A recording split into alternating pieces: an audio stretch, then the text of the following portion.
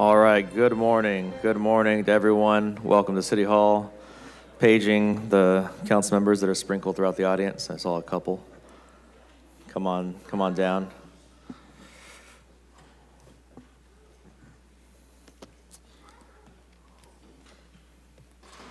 We'll go ahead and call our meeting to order here, 9:06 a.m. Clerk, would you please call the roll? Certainly. Give me 1 second here. All right. Councilmember Perea. Councilmember Carbasi. Here. Councilmember Arias. Presente. Councilmember Vang. Present. Councilmember Richardson. Here. Council Vice President Maxwell is absent. Council President Esparza. Present. We have a quorum. All right, great. So we're going to move on to our invocation, followed by the Pledge of Allegiance. Our invocation this morning is going to be by Chaplain Matt Markarian. Come on down. I'll ask everyone to please stand for the invocation if you can, and stay standing afterwards for the Pledge of Allegiance. Well, good morning, and thank you for having me this morning. Happy belated birthday to Councilmember Carbasi, and I'm always honored to be here. Today's prayer is inspired by the prophet Elijah, who was God's word reminds us that he was needed to be renewed after a long and tired journey, and God spoke to him and reminded him that it's not weakness that makes you tired. It's that we need to lean into God when we need strength. So please bow your heads and join me in prayer. Dear Heavenly Father, your word reminds us in 1 Kings 19:7, where you said to Elijah, "Get up and eat, for the journey is too much for you." It's this moment where you sent an angel to remind Elisha and provide direction for him. Lord, I pray for today for those of our city who carry the tremendous responsibility. They face difficult decisions, competing interests, criticisms, and expectations of the thousands of us who look to them for answers. So today we pray for the mayor, the city manager, the city council, and the staff who serve this wonderful city of Fresno. When the journey becomes difficult, give them renewed strength, wisdom, and endurance. And just as Elijah discovered that your voice was found in the wind, but not in the earthquake and the fire, but in the gentle whisper that came after that. I help those leaders to discern what is the wind and the fire and look for your whisper. In a world filled with loud voices and urgent demands, help them listen carefully, discern patiently, and have the courage to choose what is right rather than what is loudest. Give them strength when they are weary, peace when the pressure is great, wisdom when the answer isn't clear, and courage when the right decision is difficult. May God bless each and every person gathered here today and bless those who serve our wonderful city. Amen. Councilmember Vang, would you please lead us in the Pledge of Allegiance? Ready, salute. I pledge allegiance to the flag of the United States of America and to the republic which stands, one nation, under God, indivisible, with liberty and justice for all.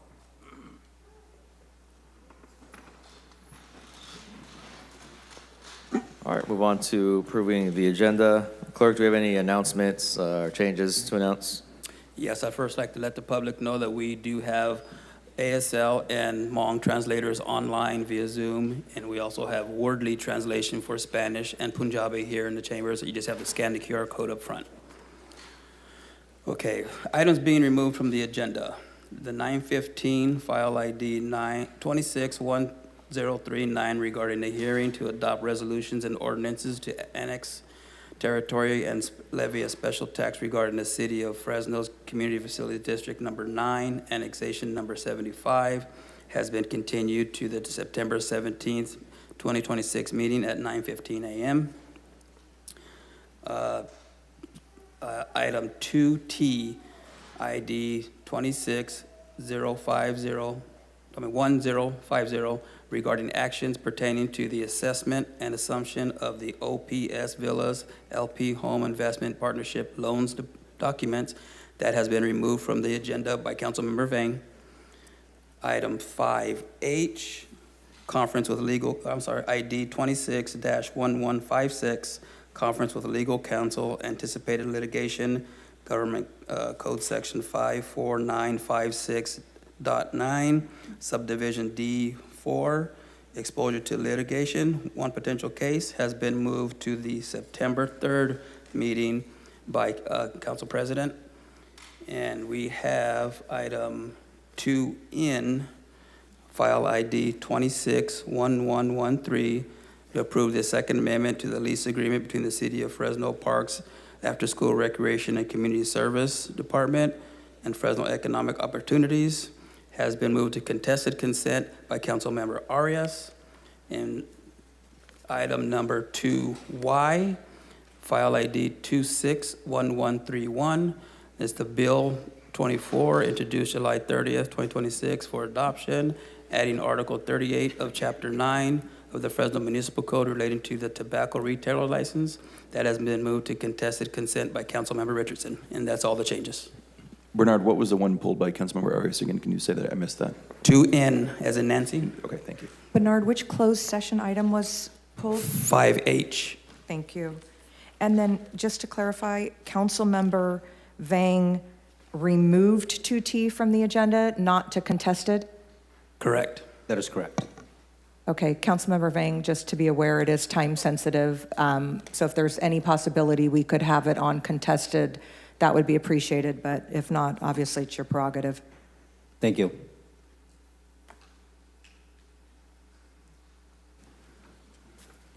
All right, council, any additional changes to the agenda at this point? I'll go in order. Councilmember Perea? Councilmember Arias? None. Councilmember Vang? Richardson? None. Karbasi? None, Mr. President. Thank you. Okay, all right. Motion to approve? First, second, and a third. Any opposition to approving the agenda? All right, seeing none, agenda is approved. We have a couple contested consent items. Before we get to the regular order of business, we do have several folks here for our favorite part of the day is ceremonial presentations, the proclamations. So we do have, we have 4 of them today, and our first one is a proclamation for Immunization Awareness Month, and that's sponsored by myself. So I'll invite my friends up from the UCSF Fresno Mobile Hill team. Come on down.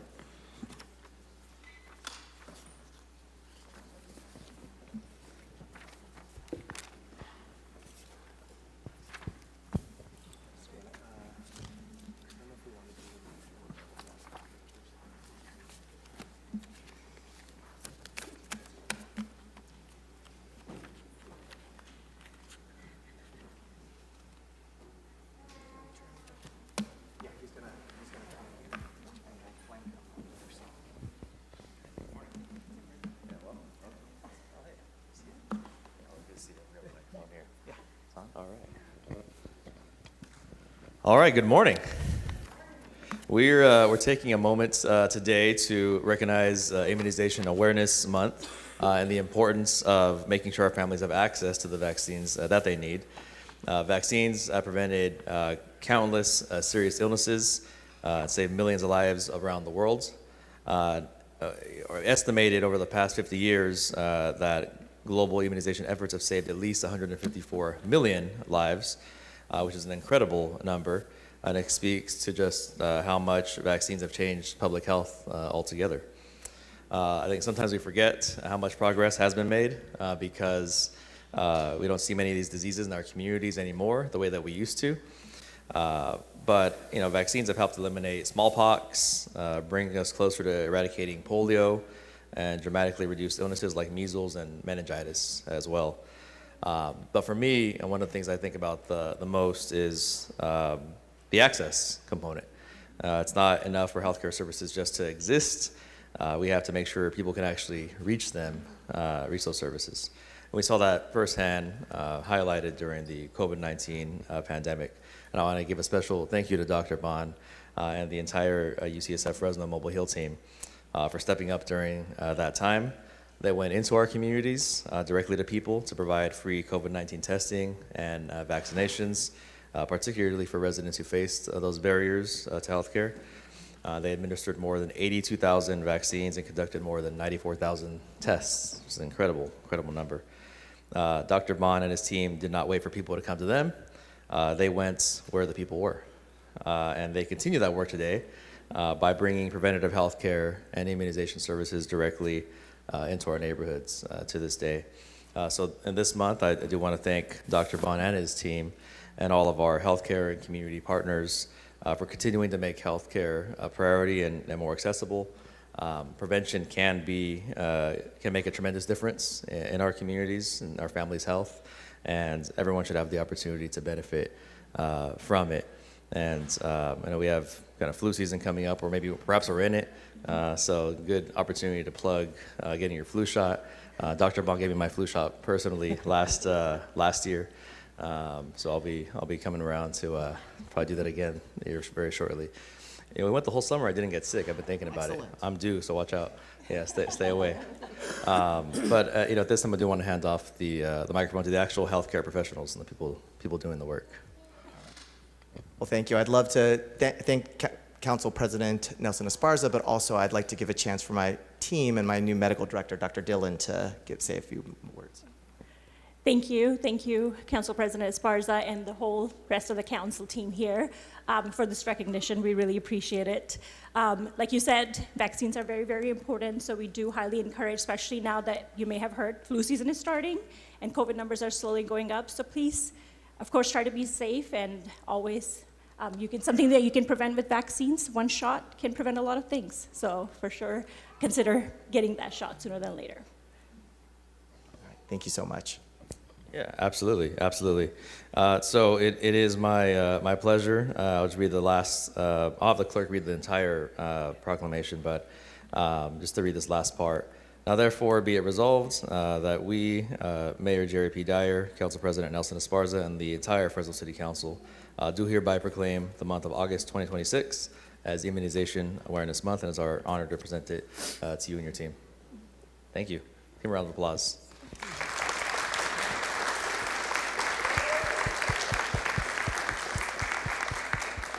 All right, clerk, if you would please read the proclamation. Whereas vaccinations are a proven, safe, and cost-effective public health tool that helps prevent disease, protect individuals and families, and reduce the burden of vaccine-preventable illnesses and communities. Vaccines have helped eliminate smallpox, bring polio closer to eradication, and dramatically reduce illness, including measles, rubella, meningitis, and other vaccine-preventable diseases. And whereas over the past 50 years, global immunization efforts have saved at least 154 million lives, demonstrating that extraordinary impact vaccines have had on the health and well-being of generations of people around the world. And whereas vaccination provides an important layer of protection for the entire community, including those especially vulnerable to serious illness such as infants, older adults, and individuals with weakened immune systems. Maintaining strong immunization rates helps reduce the spread of preventable disease and strengthens the health of our community. And whereas during the COVID-19 pandemic, UCSF Fresno Mobile Heal played a critical role in bringing life-saving services directly to Fresno communities through its COVID-19 Equity Project. Working alongside local government and community organizations, Mobile Heal provided free testing and vaccinations with a particular focus on underserved populations over the course of the pandemic response. The program administered more than 82,000 COVID-19 vaccines and conducted more than 94,000 COVID-19 tests, helping remove the barriers to care for its residents throughout the region. And whereas UCSF Fresno Mobile Heal continues this commitment to meeting people where they are by bringing preventative health care and immunization services into local neighborhoods and communities. Its work demonstrates the importance of accessible health care and strong partnerships in improving health outcomes across Fresno County. And whereas Immunization Awareness Month serves as the annual opportunity to highlight the importance of staying up to date on vaccinations and to recognize the healthcare professionals and community partners working to make immunization services available to residents of all ages. Now therefore be it resolved that we, Mayor Jared P. Dyer, Council President Nelson Esparza, and the Fresno City Council do hereby proclaim this month of August 2026 as Immunization Awareness Month in the city of Fresno.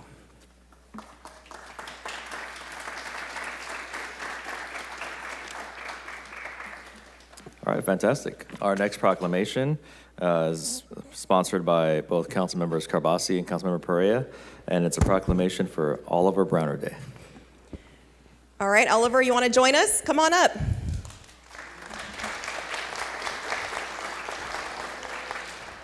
You want to introduce yourself?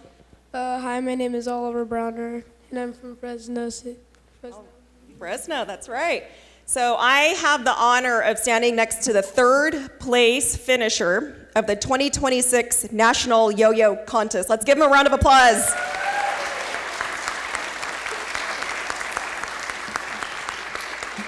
Now, Oliver, when I was younger, I had one of those yo-yos where you just throw it down and it does all the tricks by itself, and all I had to do was stand there, and it just did the tricks by itself. But you don't use those yo-yos, right? You use kind of the old school yo-yos where you actually have to practice over and over and over again. You have to perfect your skills. You love it. I think it's probably even a little therapeutic, right? When you're upset or stressed, go throw a yo-yo. Go do some tricks. What's most impressive beyond just, he's a very decorated yo-yo champion, but what's most impressive, and I think we can all take away a lesson from Oliver, is he was persistent. And there's times where we want to achieve something, and so we'll practice once or twice, but we may end up giving up because it's just hard, it's too challenging. Failure sucks. But Oliver didn't give up. He practiced over and over and over and over again, and what would take me lifetimes to accomplish, it took him very little time. You're what, 10 years old, 11? Wonderful, 10 or 11?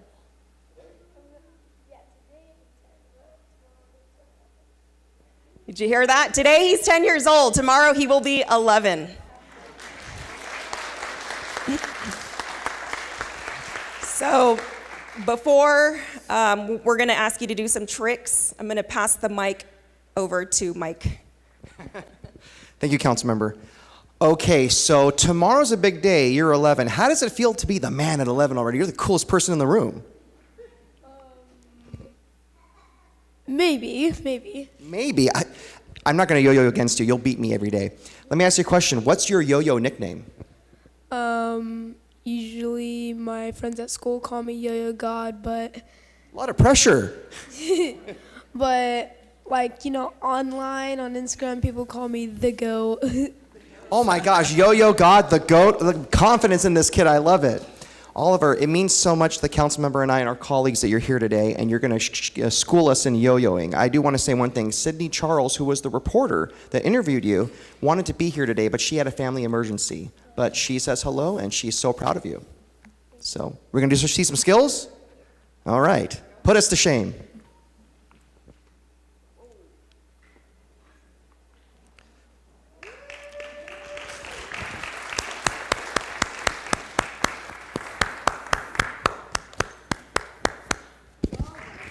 Under pressure, look at that. And how long have you been doing this? 1.5 years. Oh my gosh, 1.5 years. I'd go 5 years, I couldn't even do that. That's wonderful. All right, before we have the city clerk read the proclamation, we are going to declare it Oliver Day in the city of Fresno. So not only do you get your entire day, but we're also going to sing happy birthday to Oliver. So you get two cool things that happen this week, which is you get to celebrate your birthday and you're going to get sung to by all of these incredible people. We have a cake for you, and you get your own proclamation in the city. Oh, you get 2 cakes? Oh my gosh. Great minds think alike. This is what happens when you communicate. Great council minds think alike. All right. Ready? 1, 2, 3. Happy birthday to you. Happy birthday to you. Happy birthday, dear Oliver. Happy birthday to you. Happy birthday, Yo-Yo God.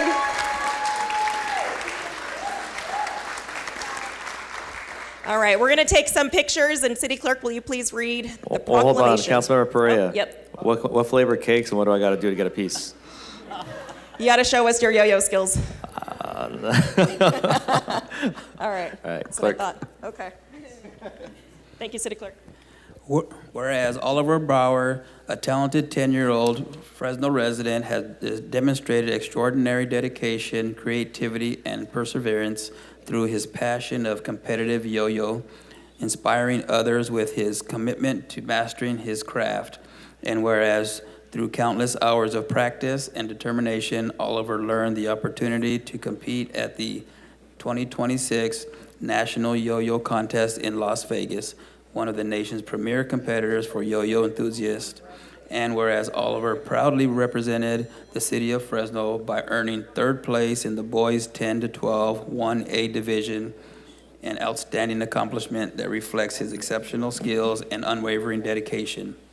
And whereas Oliver's achievements serve as an inspiration to young people throughout the community, demonstrating that hard work, discipline, and passion for learning can lead to success at the highest levels of competition. And whereas the city of Fresno proudly celebrates Oliver Brower's remarkable accomplishment and commends him for representing our community with distinction on the national stage. Now therefore be it resolved that we, Mayor Jerry Dyer, and the Fresno City Council do hereby declare August 28th, 2026 as Oliver Browner Day in the city of Fresno.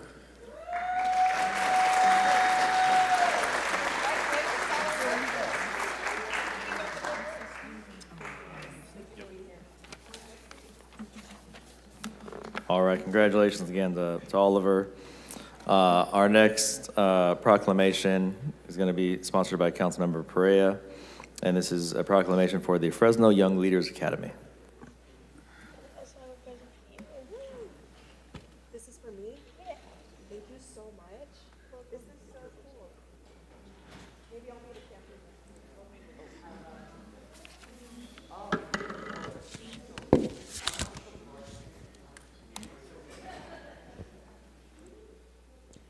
All right, so last week, we kicked off the Family Affordability and Child Care Access Commission, and today is day one of our Fresno Young Leaders Academy. And so I want to start by thanking my colleagues.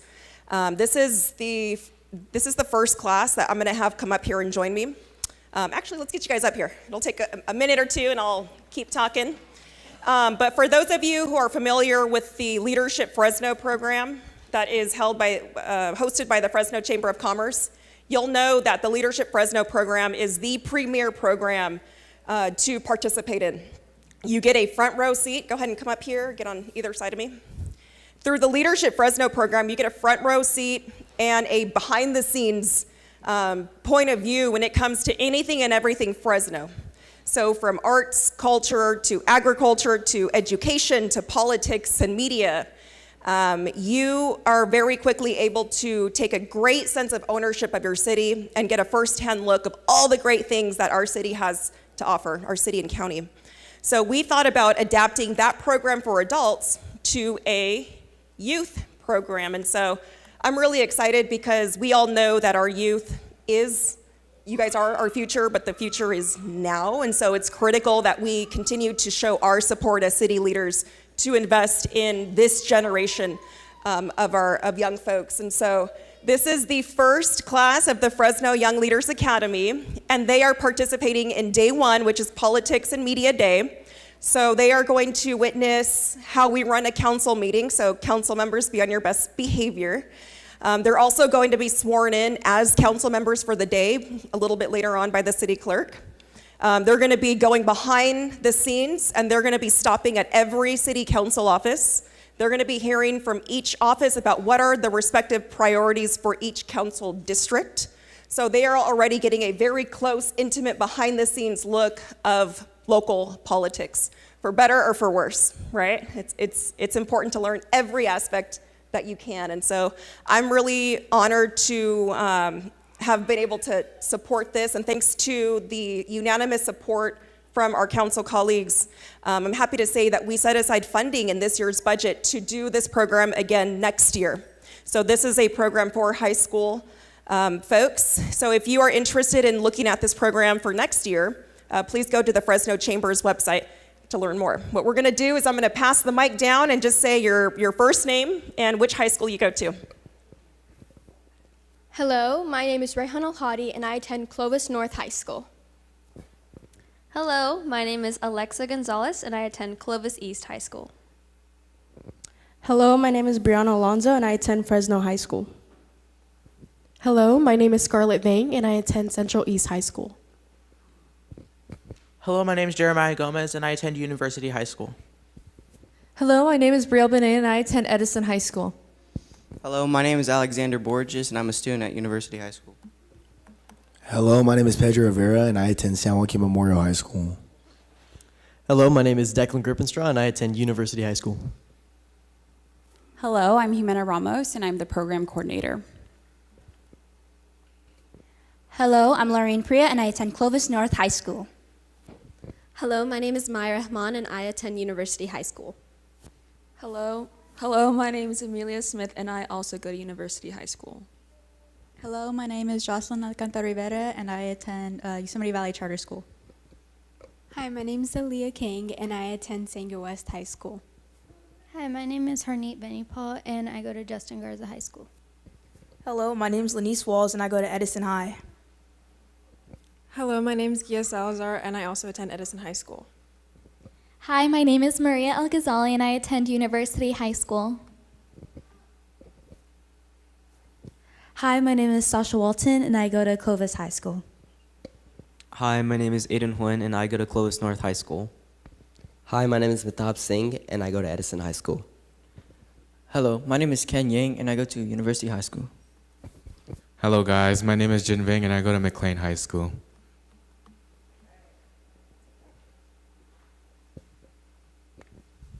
So congratulations to you all.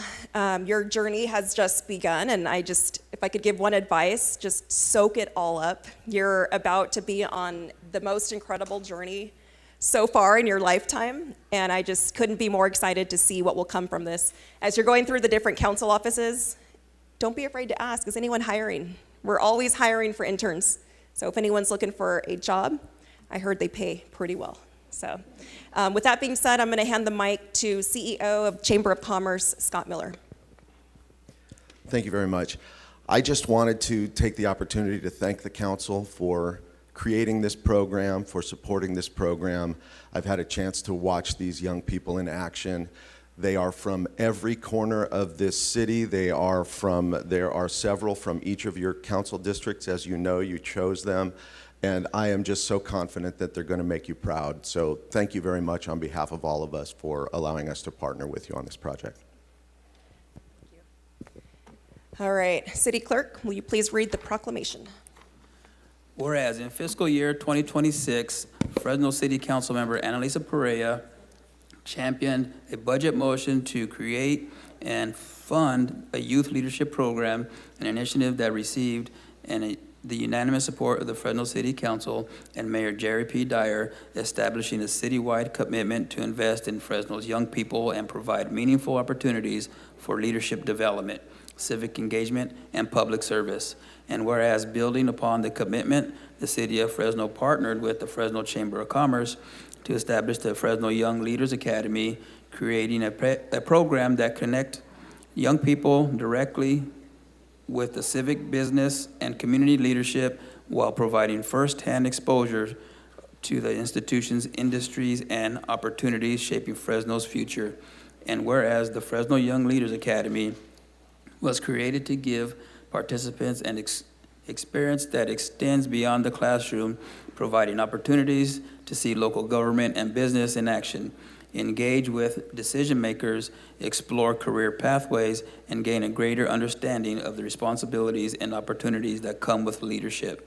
And whereas the members of the inaugural Fresno Young Leaders Academy cohort made history at the first class to participate in this initiative, and through their commitment and partnership helped establish a strong foundation for a program designed to prepare and encourage the next generation of Fresno leaders. And whereas throughout the academy, these young leaders demonstrated initiative, curiosity, and a willingness to step forward, ask questions, build relationships, and deepen their understanding of Fresno and the many ways they can contribute to the community they all call home. And whereas the City of Fresno recognizes the Fresno Chamber of Commerce program's partners, mentors, civic and business leaders, and all those who contributed their time and expertise to bring this initiative to life, and commends the inaugural cohort for setting a strong standard for the class that will follow.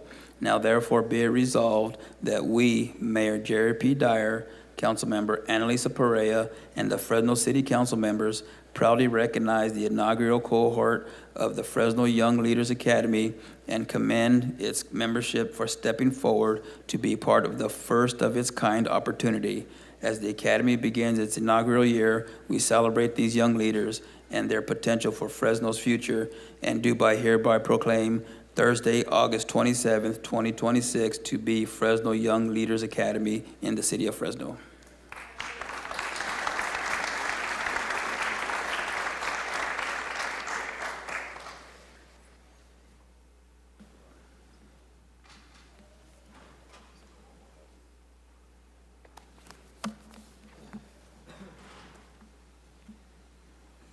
Councilmember Perea woke up hungry for the proclamations this morning.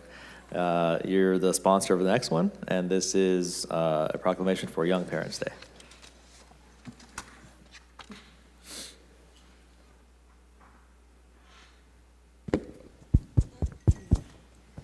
Okay, so I'm going to have my friends from Shine Fresno come down. Shine Together, Fresno. So we all know, or some of us know, that being a parent is one of the most difficult things that you can encounter in life. Am I right, parents? It's hard, it's difficult. But it's even harder for our younger parents who are still trying to figure out how to get through school, our young parents that are trying to figure out how to balance being a new parent, being a young person themselves, going to school, working a job to support their young family. And so when I had the opportunity to tour the Shine Together nonprofit, I was very astonished to see the resources that are out there.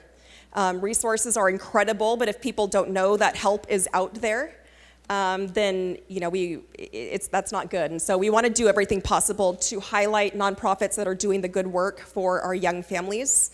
But this organization, and I'll give them the mic to explain a little bit more, but they basically will hold your hand and help you through your educational journey. They'll make sure that you are equipped with all of the milestones that your baby should be hitting, and they'll help you to make sure your babies are hitting those milestones. But I want to read off some numbers because the work they do produces tangible results. 91% of participants graduate from high school or remain on track to graduate. 81% improve their financial literacy. 92% experience less parenting stress and greater hope for their future. But most importantly, 95% of their children reach those key developmental milestones, which is, I think, the greatest thing to highlight of all. And so you brought some of your families with us today. Thank you for doing that. But I do want to just pass the mic over to you to explain a little bit more about what you guys offer and how people can take advantage of these services. Thank you, Vanessa. Hi, my name is Vanessa Padilla. I'm the program supervisor of Shine Together Fresno. Thank you, Councilmember Annalisa Pereira, for recognizing this day. It's super important for us. But yeah, we're a nonprofit here in Fresno that serves and empowers young parents in Fresno, ages 13 to 25. So we'll have a parent come in. We're all about welcoming, safe space. You walk into our office, it doesn't seem like a typical office. It's very warm and welcoming, and that's what we want. When you come in, we ask, we give a little breakdown of our program. And what's most important for us is your education, because we want to break the cycle of poverty for their families, right? So when you come in, if you're not enrolled in school, that's okay. We can talk about how we can get you enrolled in school and what's the best school that fits your lifestyle at the moment. If you are enrolled in school, are you on track, right? If you are, we're going to keep a meeting with your counselor. We're going to make sure that you stay on track. We focus around 4 pillars in our program, which is education, child development. So like Councilmember Pereira said, we do focus on the progress and the development of your child. Health and wellness, so making sure that you're connected with mental health resources, and then financial literacy. So we partner with Chase Bank to come out to our office and do workshops around financial literacy. We're not the pros at it, but we bring in the pros to make it fun, right? Because it can get kind of overwhelming when you hear about budgeting or finances and things like that. So that's a little bit about us. I do want to say thank you again. This means so much. I think oftentimes young parents are identified by their challenges, but they're much more than that.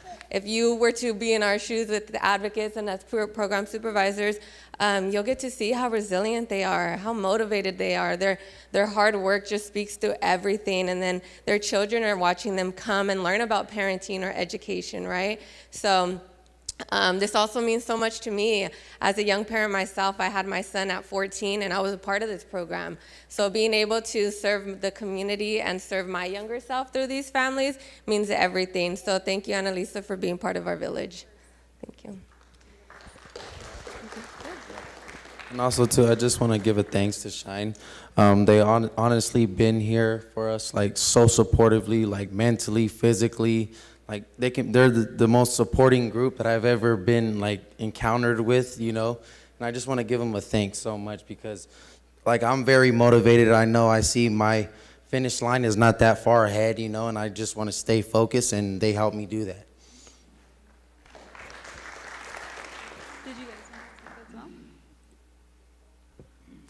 I as well would like to give a thanks to Shine just because they taught me how to be a better parent and also just how to be a better man in general. And I think without Shine, a lot of other young parents as well would have it a lot harder because with them, they teach you parenting skills, how to be patient with your child. And honestly, I'm really thankful for them. So thank you, Shine. And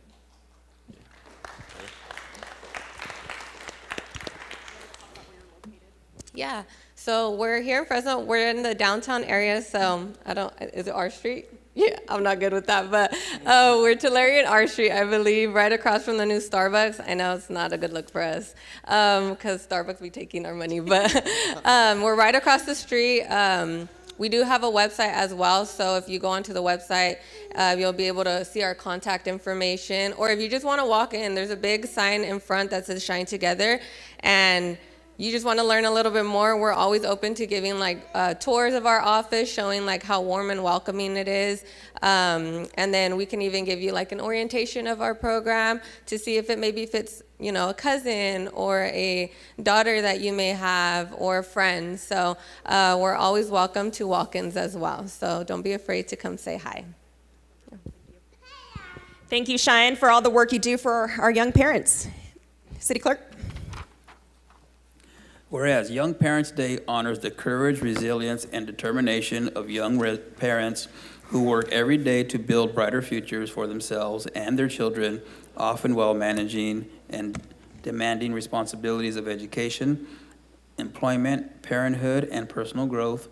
And whereas the Fresno County continues to face a teen birth rate nearly twice the statewide average, highlighting the urgent need to invest in programs that equip young parents with educational pathways, supportive services, and vital community resources that lay the foundation for long-term stability and success.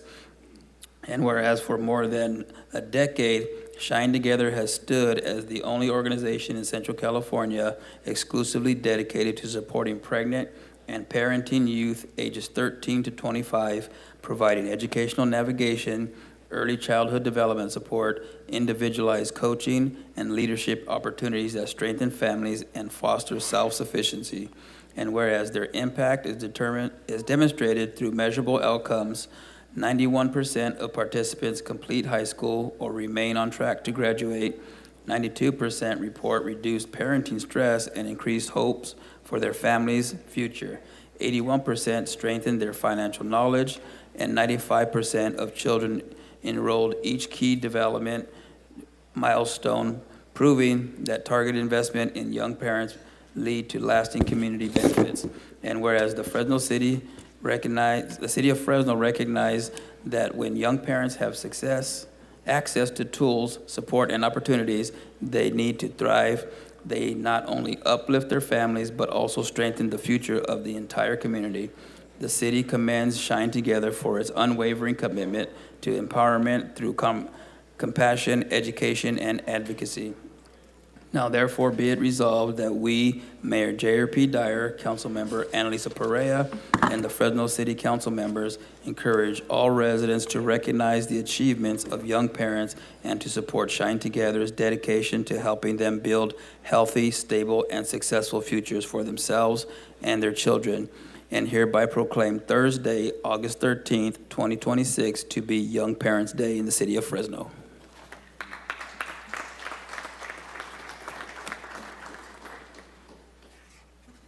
All right, great. We'll move on to council member reports and comments.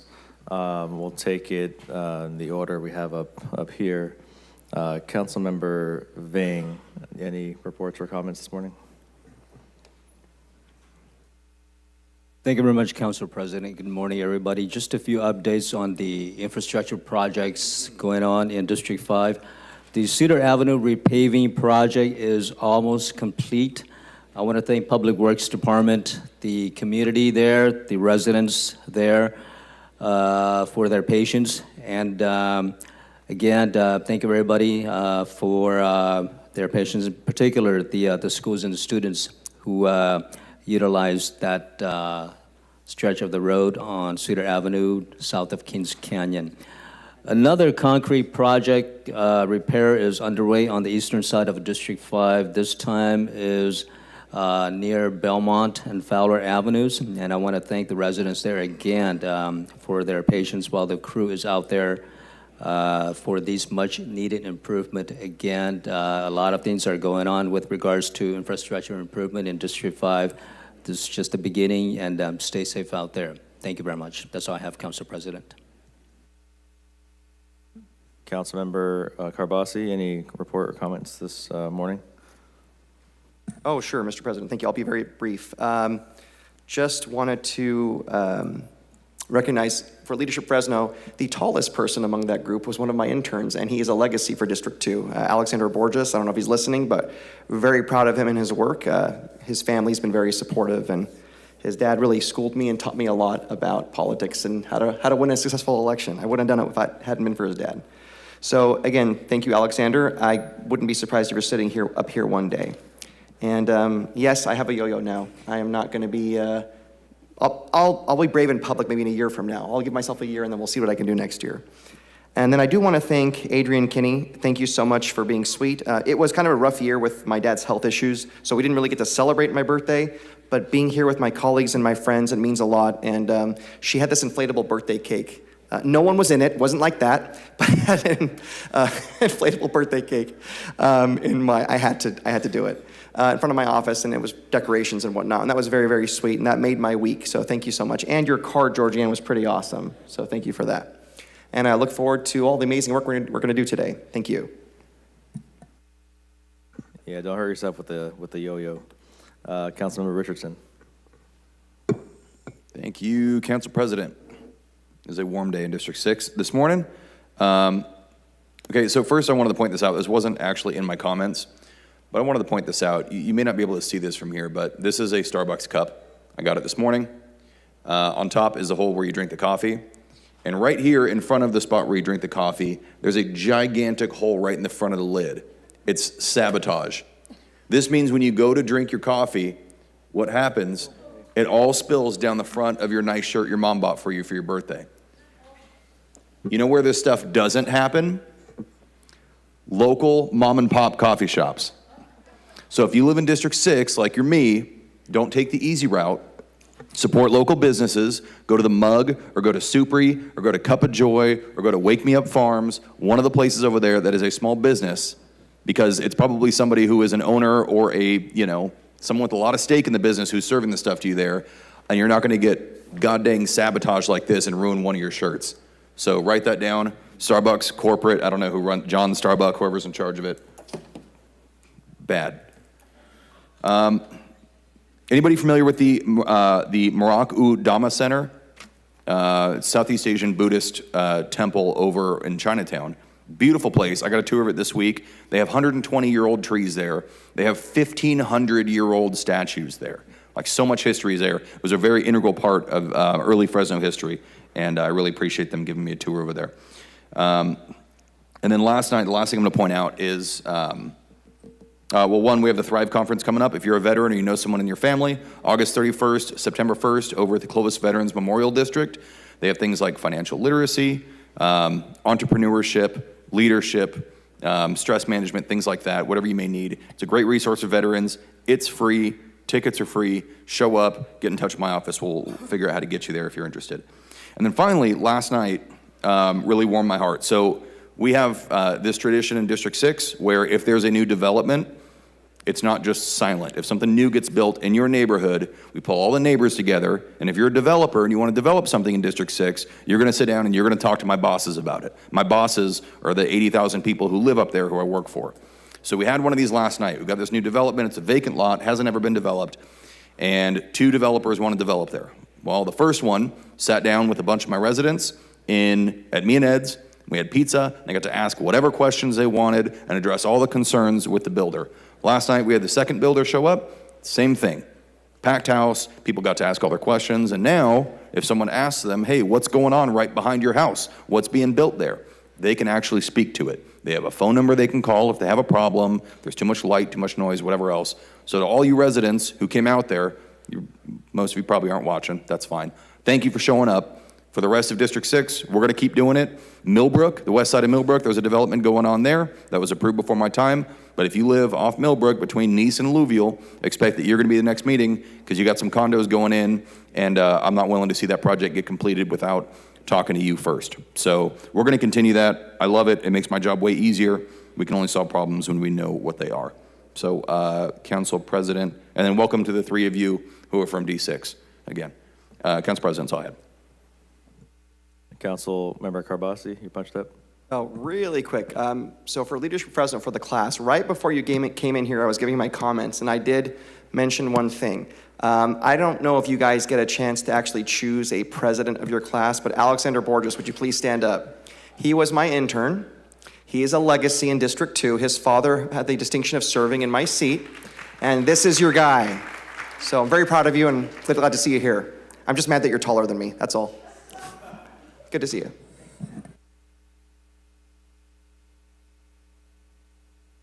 All right, Council Vice President, you didn't have anything.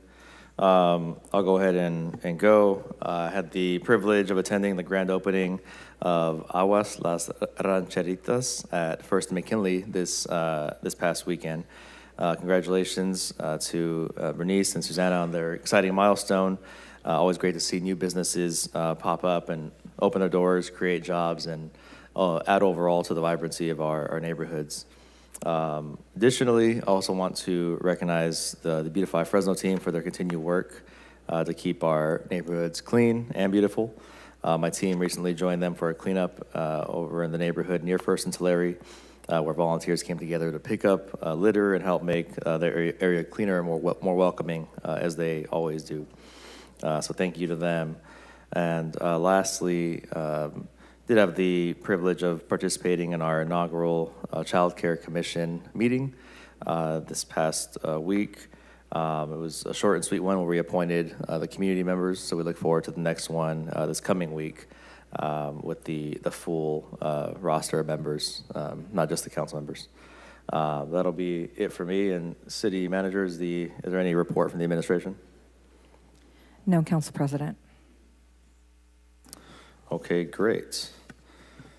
Let's see here. We'll move on to a few of the timed items. I think we have a couple of them.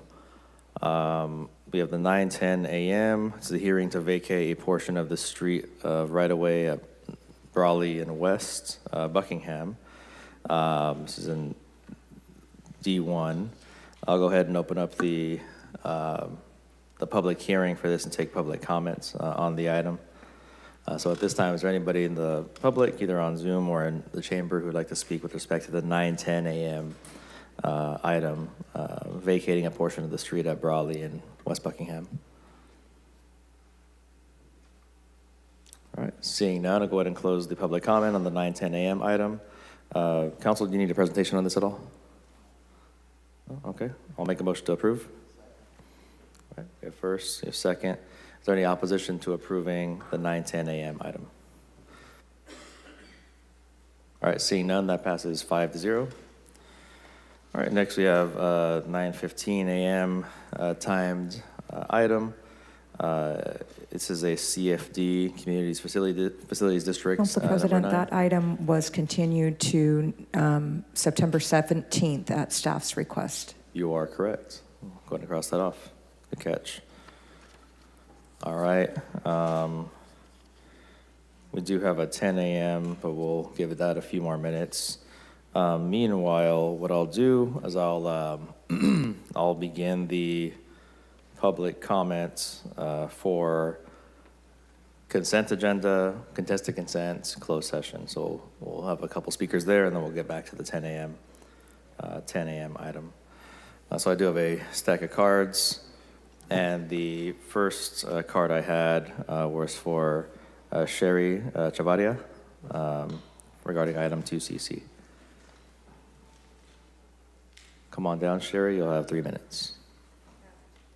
Good morning, Mr. President Esparza. Good morning, Mr. President Esparza and councilmen, and to the public. I'm here to speak on 2CC resolution to name the park Cruz Bustamante. Cruz is my cousin. I'm very proud of him. Cruz's legacy in the Central Valley speaks for itself, from presenting our region in the State Assembly to becoming the first Latino speaker. His work opened doors and made lasting impact on Fresno and the Valley. As family, we've seen the dedication behind those years of service, the long days, the commitment, and the pride he carried for his community.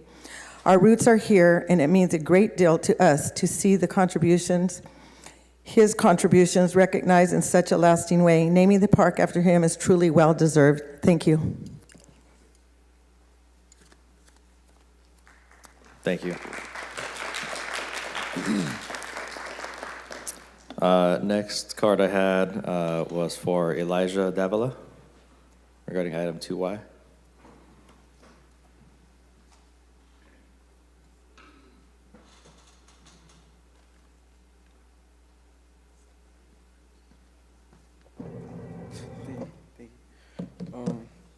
Hello, Council. My name is Elijah. I am a resident of District 4. I am an ACS Can Valle and Fresno County Tobacco-Free Coalition volunteer. We'd like to thank Council members Maxo, Preya, and Richardson for taking time out of your busy schedules to hear our recommendations and concerns over the last few days.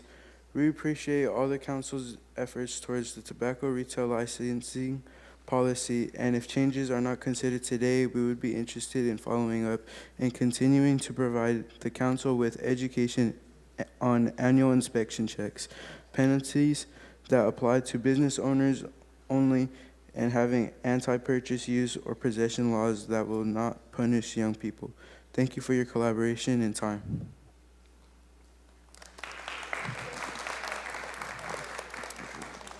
All right, thank you.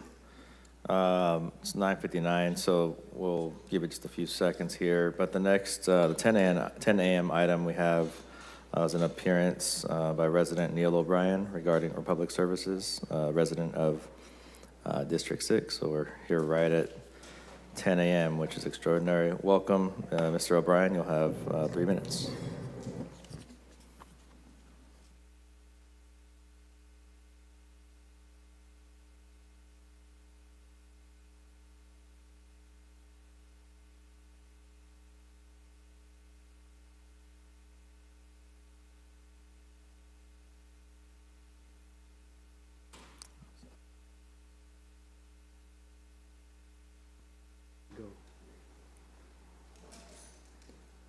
Okay.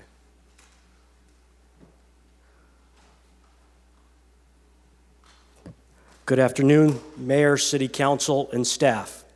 My name is Neil O'Brien. I'm homeowner at Mansionette Court. In June, I was here to share how Republic Services totally failed waste and recycling collections at our property.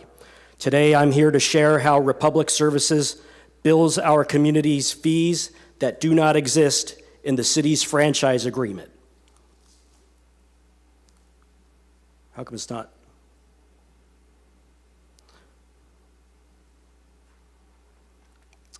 These three fees appear on our bills that are not in the contract. First, container access.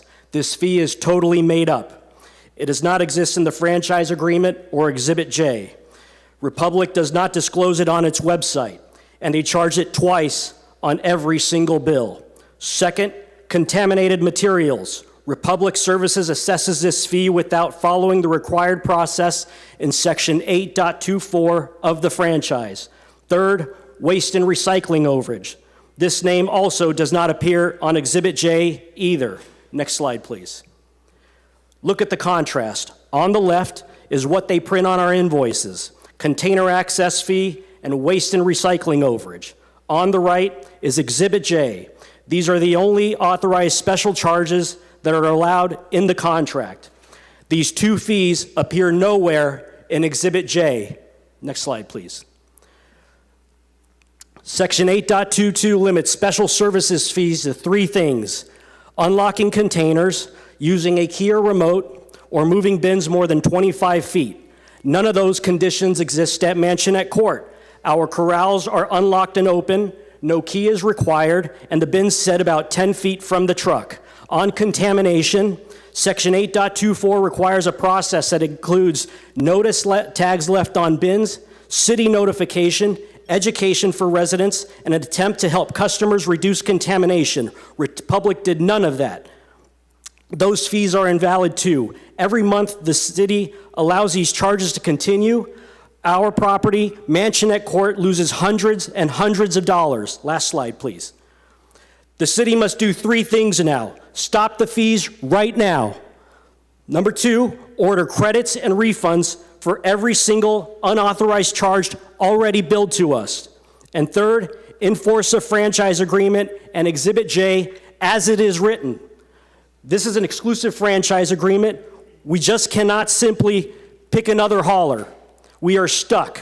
The city is the only party who can enforce the written contract. Thank you. All right. Thank you, Mr. O'Brien.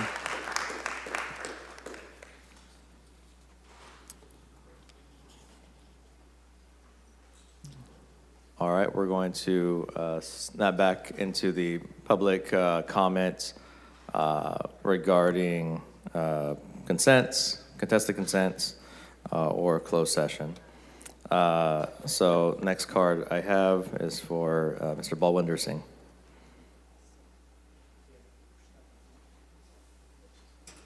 Mr. Singh?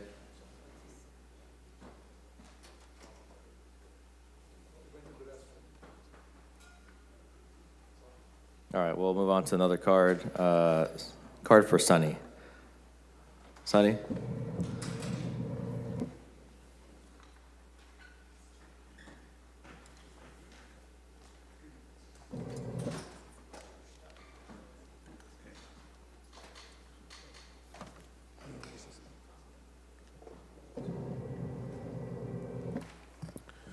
Good morning, City Council. My name is Sunny Chauhan.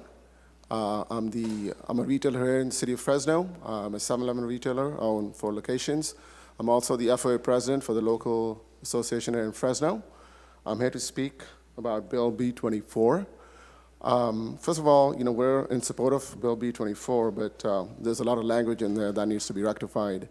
I also want to bring to your attention that as a 7-Eleven franchisee, we take a lot of pride in making sure that the youth's not, we're complying with the laws and all the regulatory services that are imposed upon us. We, first of all, at 7-Elevens have what we call a bars program, where if we do have somebody that's shopping our store and our clerks don't follow the law, then they get written up for the first offense, and then they're terminated on their second offense.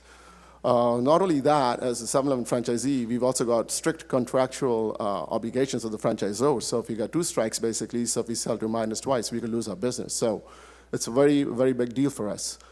On top of that, I don't know what's going on recently, but we've had the CDTFA target a lot of 7-Elevens in town. They've not only gone into the front counters of the stores, they've also asked us to open our back rooms to make sure there's no banned substances and things like that. Overall, I understand there's a lot of this going on in the city. I know the big problem in the city was with most of the smoke shops. And I know you guys have shut down a lot of smoke shops. You're strictly cracking down on smoke shops. We did speak to a couple of council members yesterday. Spoke to Annalisa as well, and we did hear about that. So I feel, as far as the ordinance, as I said, we're here to support the ordinance, but I feel it's very unfair for you to, penalize good operators and good store owners or good retailers with this big fee and also the language in this bill. So I think if you guys can perhaps reconsider or perhaps take some input from leaders like myself, APCA, some of the other leaders in town, and perhaps revise the verbiage in that bill. And also at the same time, as far as the fee structure, like as I said, the CDTF has been, they charge us about $645 per location right now. And they've been really cracking down on stores. So is there going to be an overlap with the city enforcement with them? Are we going to have more shops, things like that? So, they're already shopping us. They're already doing what they're supposed to do. So I think this is going to get overwhelming from that standpoint. And again, like I said, I'll just sum it up in closing, saying that we're here to support that ordinance. But again, the language needs to be looked at. And also, as far as the fees, I know you guys got grants from the state on that. So I think the $1,000 is a very steep amount. It's a big amount. And, tobacco is a dying category in our stores right now. And I feel that will really put a big dent in our business. So if you can please overlook at that. And in closing, I'd say, if the language needs to be changed, and please, if you can look at the fees as well, that'll be great. Thank you. All right, thank you. Mr. Singh, you're back.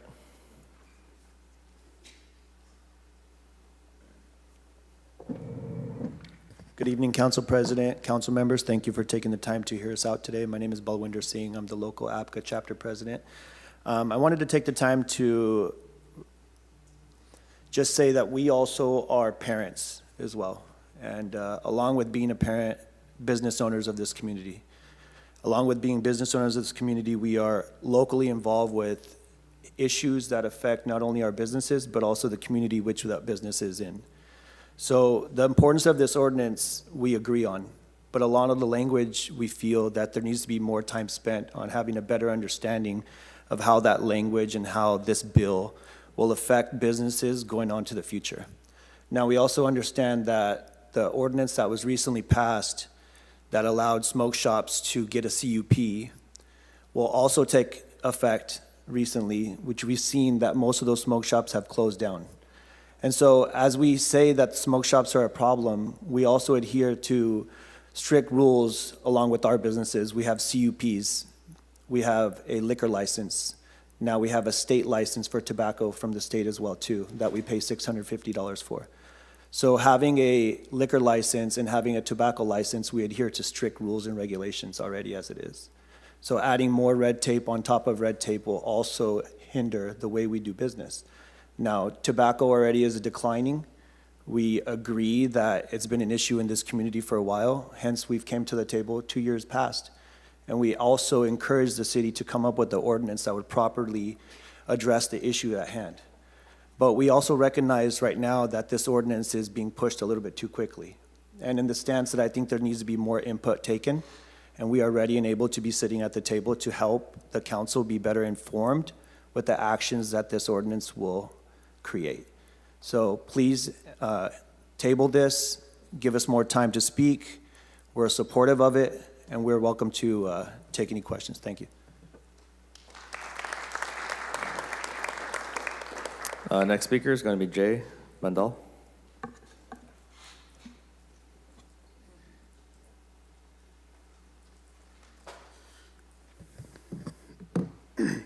Yeah, good morning, council members.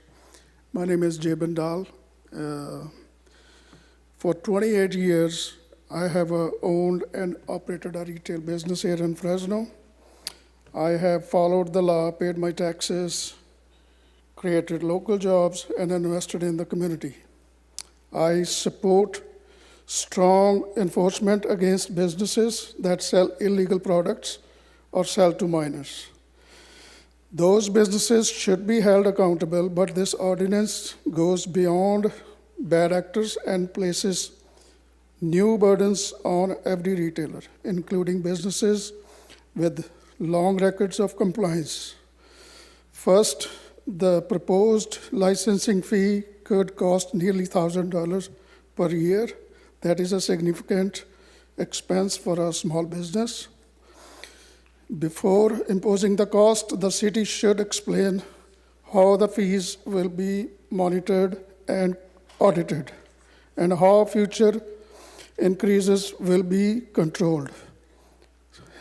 Second, the ordinance could make licenses difficult or impossible to transfer. After decades of building a business, a responsible owner should be able to sell it upon retirement or pass it on to their children. A new licensing system should not eliminate that option. Thank you.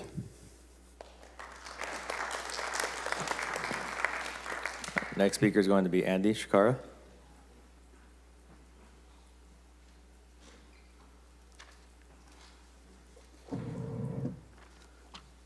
Good morning, Council President and member of City Council. My name is Andy Chikara. I'm chairman of APCA, representing independent convenience stores, fuel station operators.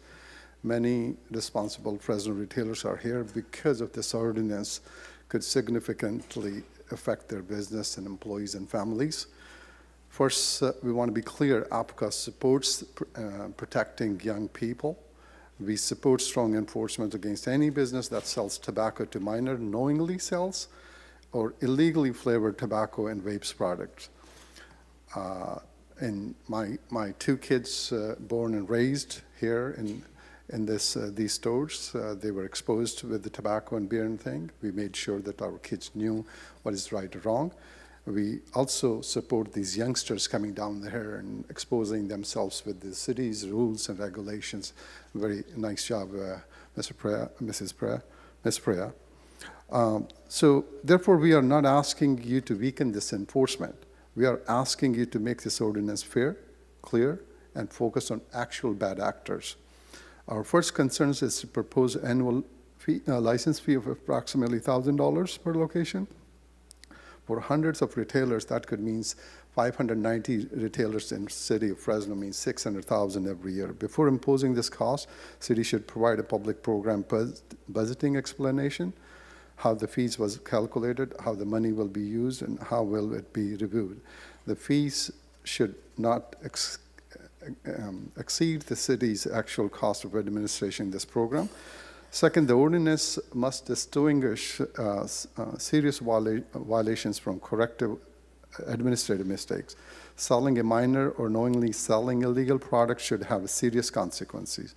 But paperwork, license displays, record keeping, or training document mistakes should receive written notices and mandatory opportunity to correct the problem. These technical matters should not count towards the revocation in the same manner as an illegal sales. Third, responsible owners should receive consideration when they have written policies, documentations, employee training, ID checking procedures, take immediate or corrective action after an employee violates those rules. One employee's mistake should not automatically place an entire responsibility on business and its employees at risk of closure. Fourth, the license transfer provision must be clarified. The responsible owner should not lose the value of the lawful business when retiring, selling the owner, or selling the store, transferring to the family members. There should be a reasonable process allowing the qualified new owners to obtain or continue this license. Finally, the city should explain how the ordinance will work with the existing smoke shop ordinance so the retailers do not face over. Thank you, Andy. All right. Next speaker is going to be Bill Bunnell.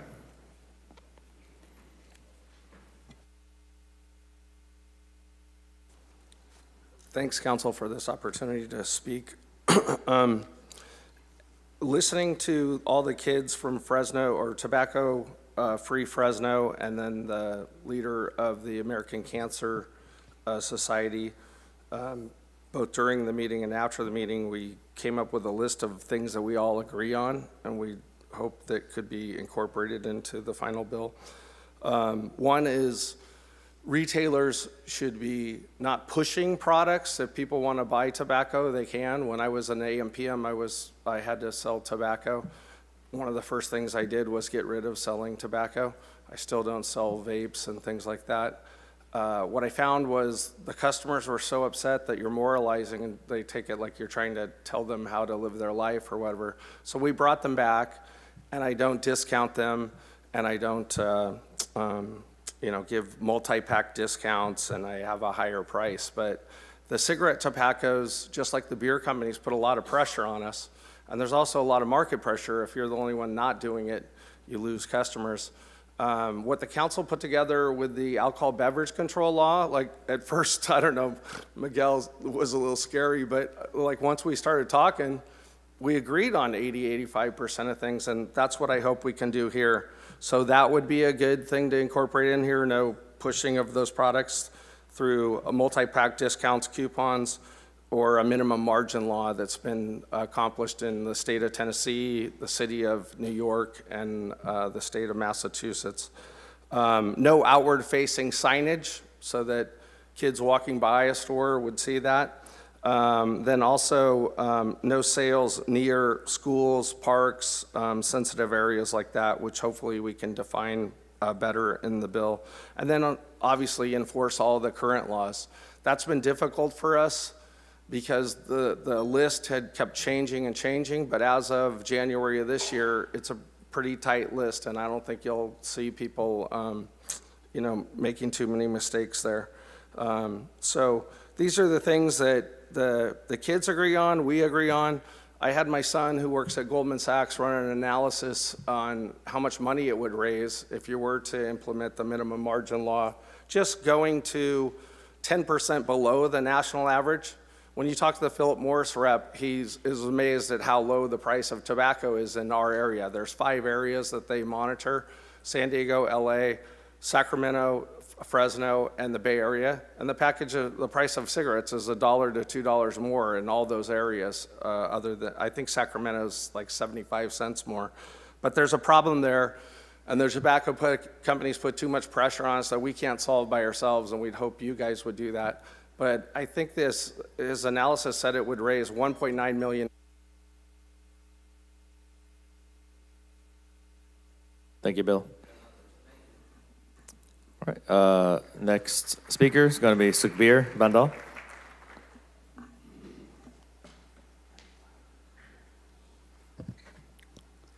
Respected Fresno City Council President and Council members, my name is Sukhbir Bandal. Thank you for allowing me to voice my concerns about the proposed tobacco ordinance. While regulations are important, I urge you to consider the potential negative impacts of the current language. First, the financial burden on local businesses is significant. Fees up to $1,000 per year can strain small business operating on thin margins and in such a weak economy, and we all know that. How bad it is, as all we are feeling that heat, buying groceries, filling up our auto gas tanks, we need to negotiate this fee to lower it to the minimal. Second, the restrictions on the license transfers are troubling. A responsible business owner should be able to sell their businesses or pass it to their children. Idea that a license could be terminated or seized for minor infractions or for employees' fault is not only unfair, it is unacceptable. I promise you that as retailers, we do put ourselves in the public shoes. We understand the need of regulations, which is why we want to sit at the negotiating table to accept reasonable rules. I ask you to put yourself in the shoes of retailers and owners. Imagine investing years of hard work and only to face severe penalties for minor mistakes or employee errors and termination or non-transferable of the license to the family. This punitive approach creates fear instead of fostering compliance. The state already has regulations through CADTFA, and these tobacco ordinances often seem more focused on collecting money rather than addressing the actual issues at hand. If the goal is the revenue, it could be achieved through hefty fines rather than termination or seizing of the licenses. Lastly, Let's differentiate between serious violations and technicalities. The current language risks unnecessary shutdowns and increased red tapes, which could put strain on local businesses for years or for a lifetime. While we support strict regulations, they must be balanced and fair. In conclusion, let's work together to create an ordinance that promotes compliance through education rather than punishment. Thank you for your consideration. And I want to appreciate Nick Richardson, council member. I'm from District 6. I live on Maple and Copper. One of my businesses on Shepherd and Cedar, Indian restaurant. So you promoting the local business and naming all the businesses, I was remembering all of them, Subri and all that. Thank you for doing that. Thank you.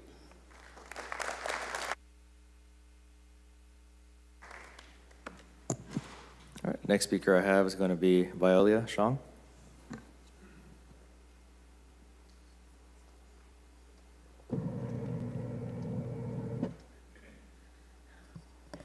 Alrighty, good morning. My name is Balia Zhang at District 1, and I serve as the co-chair for the Fresno County Tobacco Free Coalition. We appreciate the sponsoring council member who brought the tobacco retail license ordinance forward. This movement means a lot to us, and it helps reassure us that the people's health is a priority here in the city. I also want to thank Council Member Maxwell, Pereira, and Richardson for meeting with us and having the discussion on why this work means a lot to us. We see the impacts of tobacco day in and day out. We're connected with other orgs and cities across the state who are 6+ years into their TRL implementation, and we see that strong tobacco retail licensing ordinance are proven a way to address public health issues linked to tobacco use, reduce health disparities, and help ensure that tobacco laws are followed. The coalition, we're committed to working alongside the city to ensure that this ordinance, if successful, if adopted, educating retailers and community members will be critical, and we believe that by working together, we can create healthier environments for our youth and family. So we look forward to partnering up with the city to make this effort meaningful, effective, and beneficial for everyone in Fresno. Our coalition encompasses folks from those that do the work full-time, to youth, to members who love our city and care about health. We host bi-monthly meetings and invite the council, city staff, community members to be at the table as we continue to uplift people towards health and equity. Thank you for your time and consideration.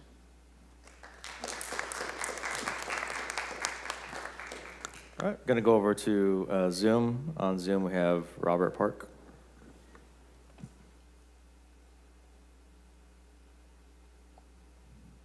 Hi, good morning. My name is Robert. I'm here on behalf of the American Cancer Society Cancer Action Network. Thank you foremost for your leadership and commitment to protecting the health of Fresno residents, especially our youth. In addition to the strong provisions already included in ordinance, we do urge the council to strengthen the policy by requiring proactive annual inspections of tobacco retailers, ensuring penalties fall on the license holder rather than individual employees, and making clear that there are no penalties for the purchase, use, or possession of tobacco products. We also encourage a civil, non-criminal enforcement structure and ask that our coalition partners and ourselves continue to be included in any further discussions or modifications to the ordinance. Thank you so much for your leadership. All right, thank you. Next on Zoom is going to be Joseph Rodriguez.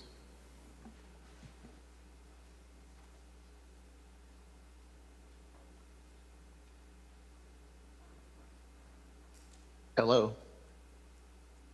Hello. Good morning, Joseph. You have 3 minutes. We're on consent, contested consent, or closed session. Yeah, hi. Thank you very much. Just wanted to talk to the council about the item 2U. It has to do with reappropriation of funds for the retail, organized retail theft. I know it's not much, and it's probably for something simple like staffing, but I just wanted to let the council know that we have a petition on change.org that is wanting to deflock Fresno. We don't like flock safety, and the contract was signed during the original implementation of this grant for the organized retail theft back in 2023, December 14th. The council approved all this, and so now we have flock safety cameras popping up on every corner. It's starting to become a big problem. Our petition's up to 2,300, over 2,300 signatures. Most of those signatures come from 93727, 93704, and 93722, the zip codes. And a lot of people are joining us online, our social media campaign to deflock Fresno. We just want to let the council know that we want you guys to end that contract. We want the ALPR's readers out of Fresno because they're not just picking up license plates, they're picking up all kinds of other details. And now Flock is even advertising that you could find people just by descriptions. You don't even need a license plate anymore. That's the latest from their website, with the CEO of Flock even saying that there needs to be a compromise, that these cameras are starting to get out of control with all the people around the country that are getting arrested or losing their jobs because of stalking women and putting people in danger.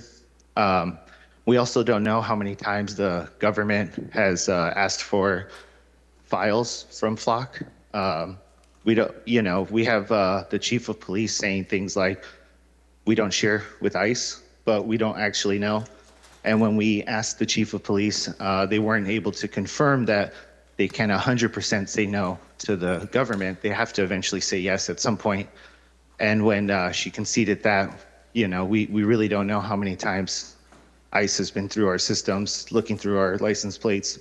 And in general, most people don't know when they've been flocked or if they're being stalked or followed. And it's a big mess. So, it's up to the council to appropriate. Thank you. Next speaker is going to be Lisa Flores on Zoom.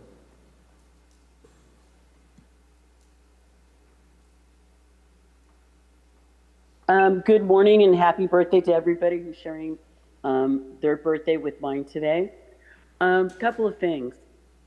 First off, you need to get the flock cameras out of Fresno. They really don't serve a purpose other than to militarize the community and to create some fear. Personally, I would like to know where every single one of these cameras are so I can avoid them, because I do not like to be tracked because I am not an animal. Second, the $1,000 for the license for the vaping smoke shop places, guys, that's just the cost of business. If it wasn't so, it's cutting into your profit margin. I get it. But you know what I like? I like a healthier Fresno, and I don't like seeing our kids vaping or smoking, because I look at the long-term effects of that behavior and how it hits our,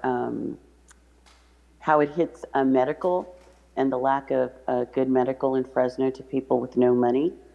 It's really hard to get help when you have nothing in this town.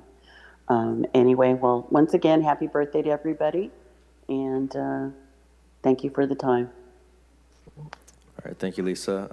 I don't have any more cards or folks on Zoom, but again, it's last opportunity for comment on consent agenda, contested consents, or closed session. All right, I have Gurinder Singh on Zoom.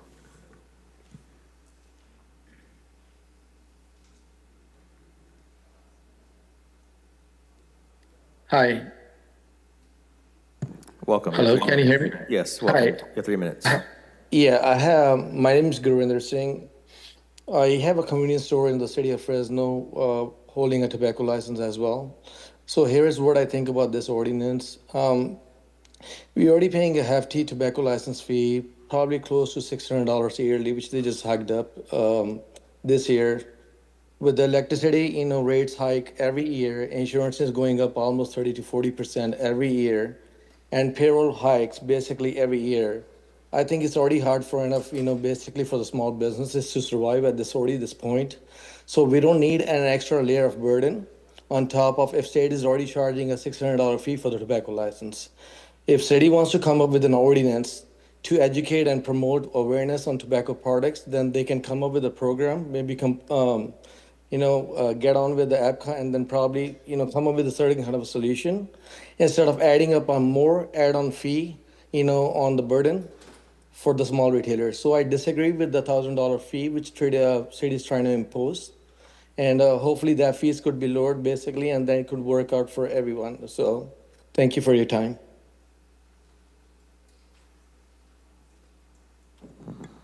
All right, next speaker on Zoom is Alice Sims. Good morning. This is Elisa Sims. I'm just calling in to let you know that we would also like you to deflock Fresno. I don't know how many people have to call in and tell you guys this. They've got 2,000 signatures, and that's only because those are 2,000 people that happen to see about the signing the petition. There's plenty of other people that haven't seen it. But I'm using my free will right now, so thank you for listening to me, but we want to deflock Fresno. We're tired of being watched everywhere we go. There is a map online for those who are wondering. You can find out exactly where the flock cameras are and you can't avoid them. It's kind of ridiculous that we would have to do that just to get to where we want to go without being watched and stalked. It's really uncomfortable. The same way you guys feel uncomfortable and unsafe going to work, we feel unsafe just walking around town. You guys don't make us feel safe. It doesn't feel like you guys listen to us. And now you want to watch us everywhere we go, listen to what we're doing, I guess watch us on the internet, what we're doing there. It all just seems really cruel and calculated. But the city wants you to deflock Fresno. The city wants you to deflock Fresno. And we also want people to stop being openly racist online underneath all of the local media. We see smear campaigns about Black leaders in town. It needs to stop. It's embarrassing. You can't get online and speak your truth without people underneath in the comment section calling you racist names, calling you racial slurs. Maybe spend more money on, I don't know, finding all the racists in town or all the corruption. I don't think Flock is really helping us find out anything. I don't know what you guys are looking at, but I can see you guys. And I hope that we're all safe. I want everyone to be safe. I don't want you guys to feel, hostile when you go to work. I don't want to feel like it's a hostile situation when I'm simply living in my apartment complex. We want the cameras out just the same way you guys want to feel safe, we want to feel safe. This is super hostile. Nobody wants this. We don't want the cameras. We don't want the AI data center. We just want to be listened to and treated fairly like human beings. None of you are above us. Deflock Fresno. We don't want that in our swamp. Thank you. All right, I don't have any additional yellow cards. Don't have any additional speakers on Zoom. Go ahead and close. Well, actually, we have one more person, Jamie Morgan on Zoom.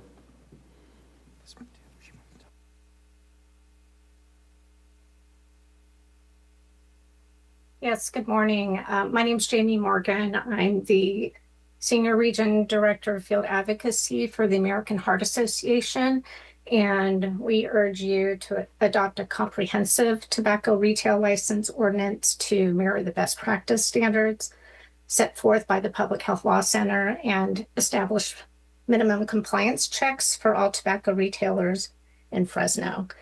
This will reduce access to the products that are the tobacco industry's key strategy for targeting and addicting new smokers, Fresno's youth. We have outlined those best practices in a letter we submitted, which I can go through if you like, but I know you have been meeting for a while now, but really want you to consider amending the ordinance to include best practices and recommendations that the public health community would like to see for a strong tobacco retail licensing ordinance. We know that the tobacco industry actively and aggressively is working to addict new young people, particularly those from communities of color, with flavored tobacco products. And cigarette smoking is the leading cause of preventable disease and death in the United States, claiming an average 480,000 lives each year. Evidence shows that smoking increases the risk for heart disease and stroke. It increases the risk for blood clots, decreases the ability to exercise, and decreases the good cholesterol in our bodies. And the best way to prevent tobacco-related illness and death is to prevent people from starting to smoke in the first place. Adopting a comprehensive tobacco retail licensing to include 2026 best practices for compliance and implementation will help protect our community from tobacco addiction, and it's crucial to preventing tobacco-related death and disease. The American Heart Association respectfully asks for your support of amending the proposed ordinance to include key elements of the best practices for a comprehensive tobacco retail licensing policy. Thank you. All right, next speaker on Zoom is going to be Nikki Reel.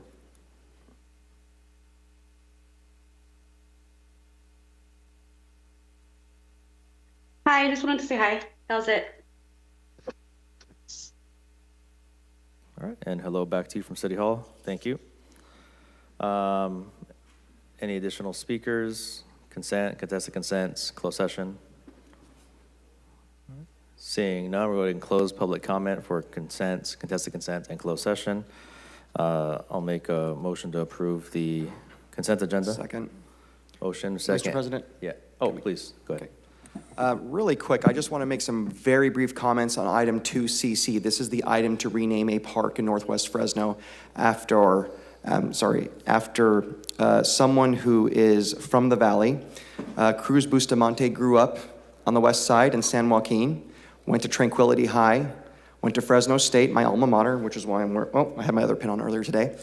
And he's a person who, while he has not been in office for just over a couple of decades, he rose from the ranks of assembly, quickly becoming the speaker, serving this community in Fresno at the state, and then became lieutenant governor under Governors Gray Davis and Arnold Schwarzenegger. And in that time, built a lot of important partnerships and delivered a lot of important resources to the valley. And I know oftentimes when you leave office, they forget about you, but we've not forgotten about Cruz. We've not forgotten about the work he's done. And given that this park is going to be a new park located right at the base of Veterans Boulevard, which was a major project I was proud to work on with this city to accomplish, that is the bridge between the west side and the rest of Fresno, I can think of no other person more fitting than Cruz Bustamante. So I do encourage my colleagues to vote and support this item. I appreciate that. And I do want to point out that more than likely, this is going to change in November, but as of today, Cruz Bustamante is the highest ranking Latino statewide elected official in the history of this state. He is truly a trailblazer, and he did all of that without having the advantages my generation has today.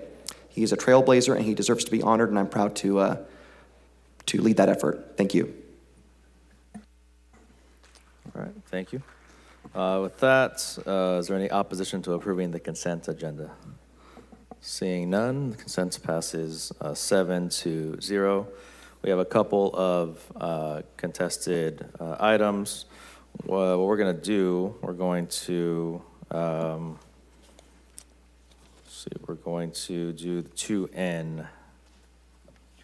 2N first. Pulled by Councilmember Arias. Thank you, Council President. This item, in essence, is a lease agreement between Fresno Economic Opportunities Commission and the City of Fresno for utilization of our community centers. My issue and my concerns are not with the Mosqueda Community Center. My concern is that this item, as written, also includes termination of the Head Start program in West Fresno, and it's the first time that I received notice that such plans were being undertaken. Have we formally received notice from Fresno EOC that they plan to terminate Head Start? So good morning, Council Member. Brian Barr, Director of General Services here. First of all, I want to just provide a little bit of history. Okay. In March, actually in 2011, this lease agreement was established for 5 properties in Fresno, basically 5 community centers.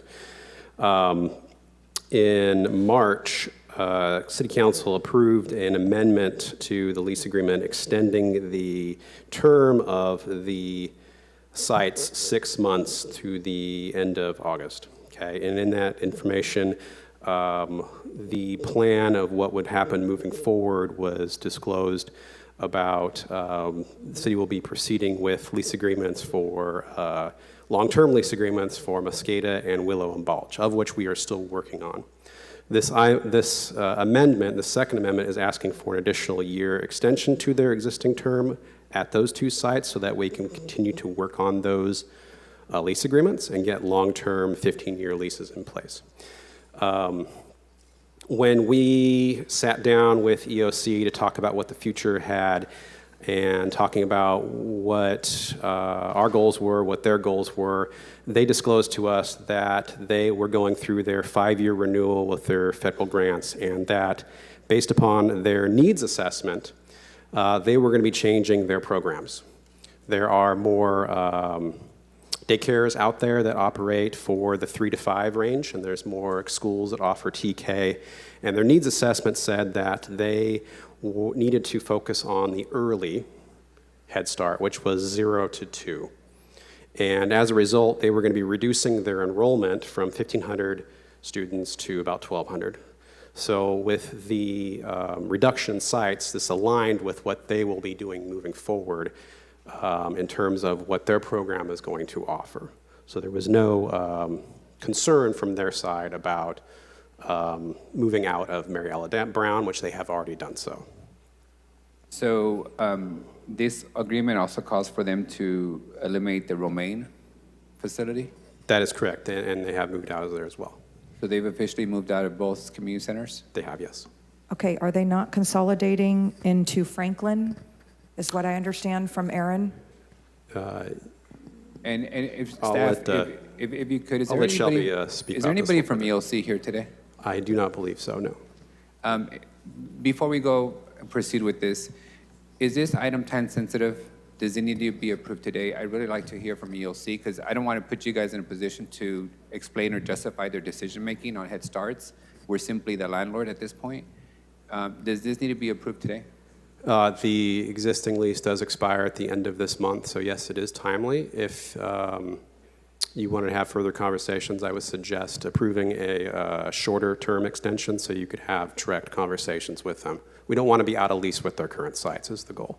Yeah, and I don't want to be disruptive to District 5 and Mosqueda Center and their lease or any other lease that's on here. So this lease is basically for Mosqueda Center and what other community center where they plan to expand? Willow and Balch. Willow, is that D? That's D5, I believe. D5. I'd like to table this to the next council meeting. What is the significant exposure if they're out of lease for a week or so? They will not be able to offer the services that they are currently offering at those sites. So it is very timely that an extension is approved today for the sites that they are continuing to operate at, which is Mosqueda. I think their funding requires them to have a valid lease. So Correct. I understand your concerns, and we obviously don't want to affect the services as you've stated. So at a minimum, maybe I understand your concern about them moving out of the other 2 sites. That probably warrants, I mean, it's been in the works for quite some time now, but we got to do some sort of extension to get us through at least the next council meeting. And here's my other concern, City Manager.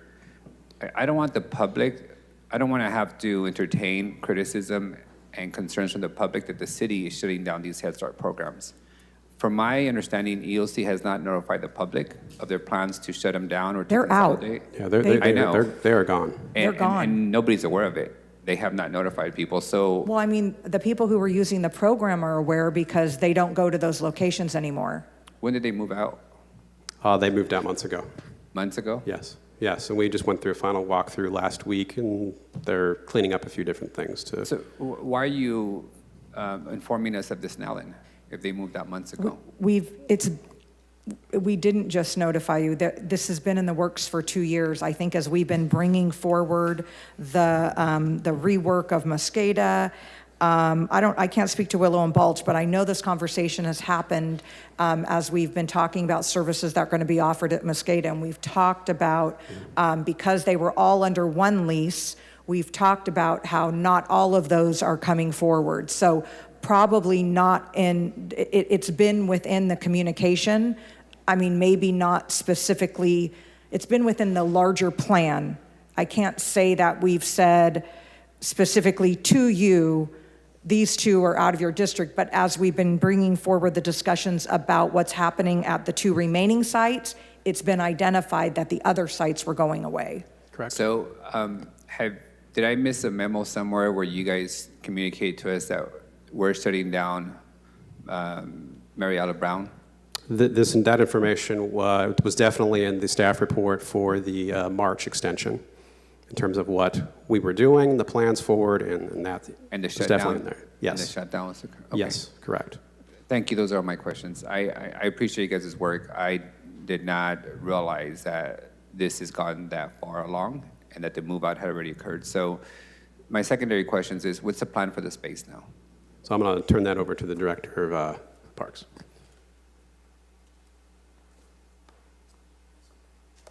And Director, if you don't have plans yet, that's a fair response too. I don't want to have you make up programming decisions on the fly.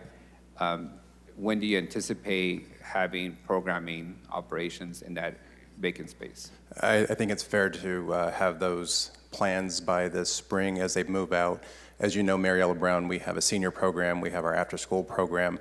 So we're looking at expanding some services there. So we're still kind of working through our options there. And that space actually opens up some very good options for us. Is there any renovations that are required to replace the programming at that site? Minor. There's some IT server cabinets that are being removed, working with our internal IT departments on that. Paint, maybe some flooring upgrades, things of that nature. Relatively minor, similar to what we did on the old library that's just to the north of that.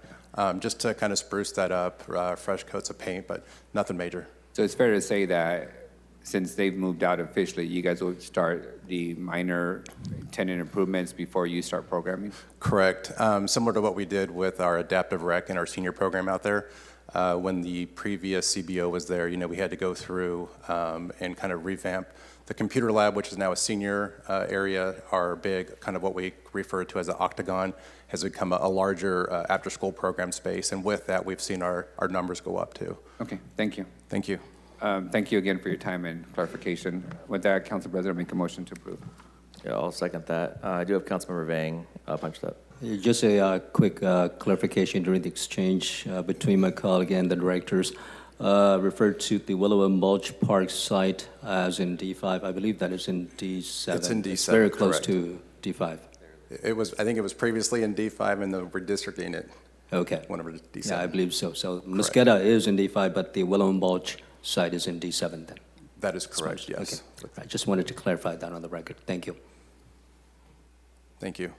Yeah, thank you. Yeah, Willow Balch Park with the new playground and such. It's looking good out there. All right, we have a motion. We have a second. Is there any opposition to approving item 2N? All right, seeing none, that item passes. Council, here's what we're going to do. We are going to break to knock out some closed session items. And regardless of whether we finish or not, we'll come back squarely at 1:30 for the tobacco discussion. Hear that item, 2Y at 1:30. So we're going to break for closed and then come back at 1:30 and we'll do the tobacco retail license item.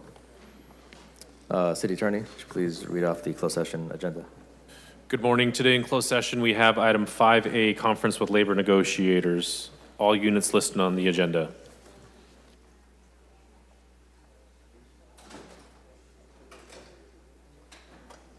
Item 5B, conference with legal counsel, existing litigation, Mary Gomez versus City of Fresno. Item 5C, conference with legal counsel, existing litigation, Sarah Sanchez versus City of Fresno. Item 5D, 5E, 5F, 5G, are all cases involving anticipated litigation. They all have one potential case. Item 5H was removed from the agenda. Item 5I, conference with legal counsel, public security, discussion regarding security at City Hall. We may have reportable items after closed session.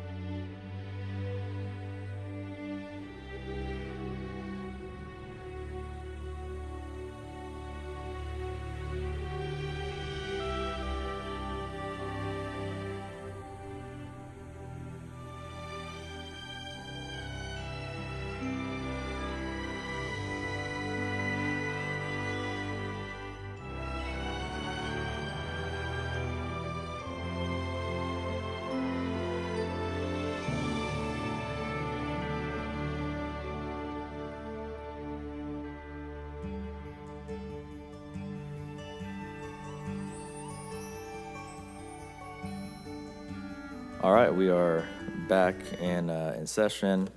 We're going to take on the tobacco retail license item. It was on consent agenda. It got pulled from the consent agenda. We've heard public comment on it already from earlier this morning. So given that we've heard the public comments and what's come up to the dais for a discussion up here, pulled by Councilmember Richardson, but as one of the sponsors, I'm going to say kind of a few things. I do want to hear Councilmember Richardson's thoughts as well. As I indicated at the last meeting, the last time we discussed this item, we met with a number of different groups.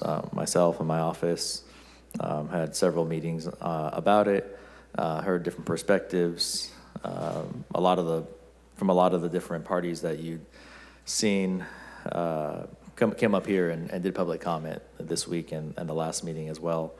And so, one of the conclusions we came to is we're sort of being pulled from both directions. I mean, some parties wanted the ordinance to be a little bit stricter and tighter and wanted more meat on the bone than there already currently is in the current language. Other parties were pulling in the opposite direction in terms of wanting to loosen it up just a little bit, to adjust from the industry side. Just a few observations. And of course, there are some groups that are okay with it as is. So we've got sort of the range of different positions on this particular item. It's the $1,000 price tag. I think it's just short of that in terms of what the fee would be for the tobacco retail license. And I want to remind folks of two things, that the fee is based on the costs, no more, no less. And so if we were to adjust the fee, that would mean less service or less enforcement, right? The fees have to be utilized with respect to the program that we're establishing. So it's not something that's going to be necessarily a revenue generator for like the general funds or anything like that. And that's not the goal of this. The goal ultimately is to create a self-sustaining mechanism for enforcement where the tobacco retailers, not just smoke shops, but tobacco retailers at large, are putting into a pot to fund the enforcement of this program and of our existing laws and regulations at all levels.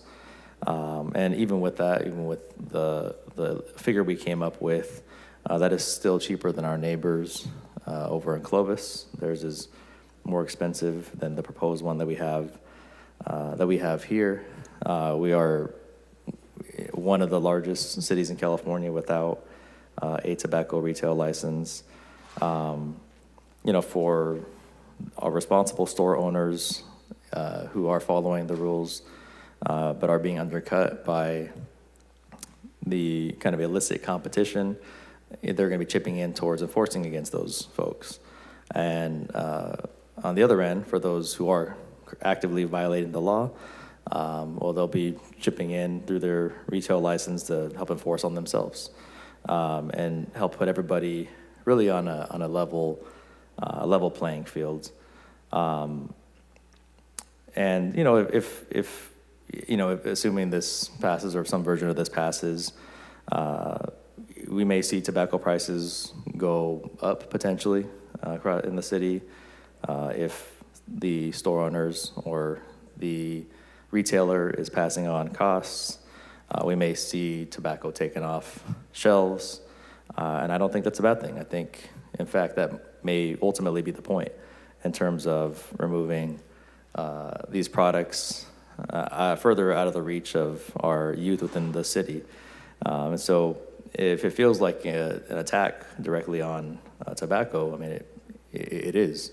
And that's a little different from the smoke shop ordinance that we passed last year, and where we regulated more of the land use and established a conditional use permit, et cetera, et cetera.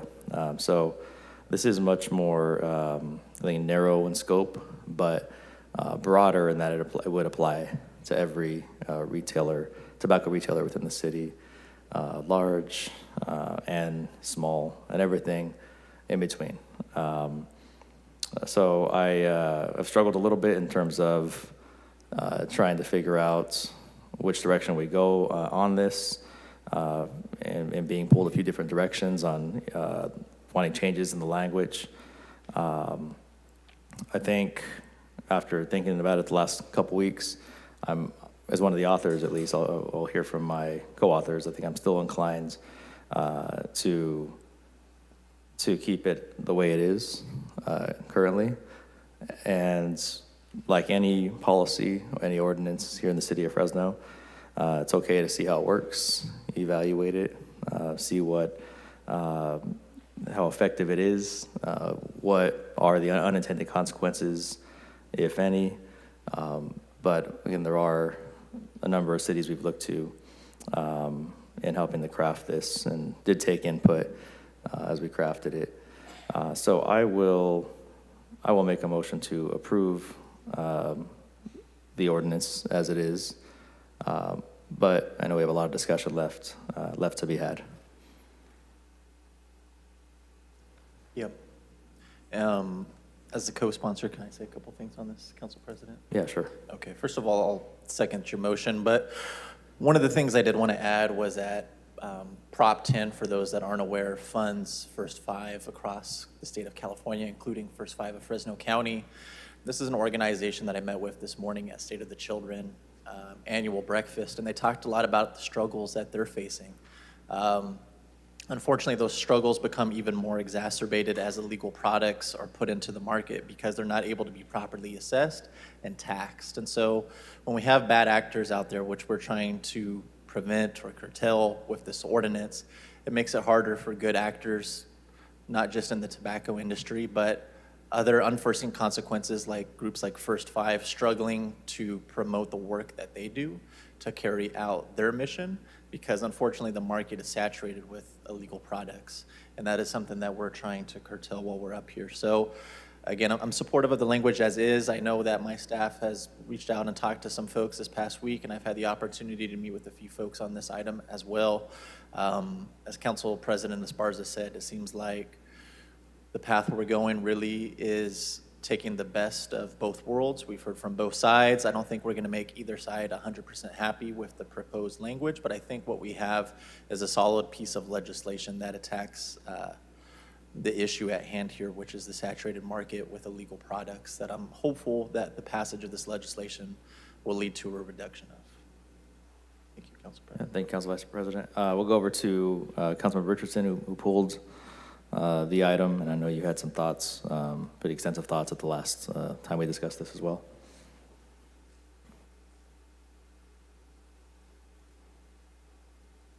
I did, and thank you. So I appreciate this being pushed off and reheard at this meeting for a few reasons, but I think overall it shows there's a desire, right, or else we would have pushed it harder in the last meeting, the desire to get to a better solution here, right? A more accurate, a more tailored solution to the problem that we're trying to fix. And I think both of you in your own right spoke to the problem that we're trying to fix, or the problem that we're trying to address rather, in very well. I think that yourself, Council President, you spoke to tobacco being taken off the shelves. Not a bad thing, right? Tobacco obviously has a bunch of negative health risks to it. It has addiction risks, it has illicit market risks, it has all kinds of things that we'd like to push back against as a city, and that's part of our responsibility to look out for the health and welfare of the city. I think that was very well said. And Council Vice President, you brought up the, we're trying to combat a saturated market with illegal products. Illegal products, not that I think everything needs government regulation, but the consumption, the purchase and consumption of illegal products is absolutely something that we should be paying attention to. So if we're gonna draft an ordinance like this, it should include language that does both of those things. And we talked about kind of both sides here. We talked about, you know, oh, there's this side and that side, but I don't think that the folks over here who are law-abiding and have a vested interest in the legal continued operation of their industry really differ that much from the folks over here who their biggest concern is the health of people, and namely underage people, but people in general. So I have had conversations where I wouldn't even call it both sides. I think that, in fact, if I'm not mistaken, give me a little like north-south head nod here. I think the folks from the Tobacco Free Coalition, you guys have even spoken to the representatives from the industry since our last meeting. Is that correct? Well, no? Well, I can tell you, I've spoken to both of you, and I've said the same exact thing, and there's a lot of agreement there. In fact, we heard some of the public speakers who got up today who said, look, we are in fan of a TRL. Is that, Mr. Bennell, is that incorrect? Why don't you just, yeah, they're in fan of it. And in fact, to cut down on the Council Vice President's point, to cut down on that illegal product market, a TRL is one of the most effective methods. Now, as you remember, last year we came forward after having done extensive research, not just here in Fresno and next door in Clovis, but throughout the state of California.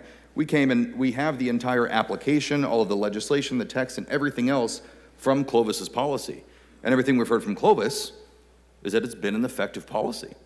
In fact, this morning I met with 2 members of the Tobacco Free Coalition, and they stated that they met with officer, and I'll just, to give him the proper respect here, he was a corporal when we met with him. I assume he's still a corporal. I don't really know what their promotion process is like in Clovis, but that Corporal O'Brien was, or O'Neill, sorry, you're here and it throws me off. Corporal O'Neill is very intelligent. He put together a very well thought out TRL program, and the vendors over there don't hate it either, and it's had the intended effect in Clovis. And that's what I spoke about with Cece, and I think Ms. Zhang joined us as well. Is that correct? Is she not here? I don't see her. All right, that's fine. I think they're pulling for the same thing. I think if there's going to be 2 sides in this, it's going to be the entities who want responsible legislation, who want to do the things the council president's asking for, who want to do the things the vice president is asking for.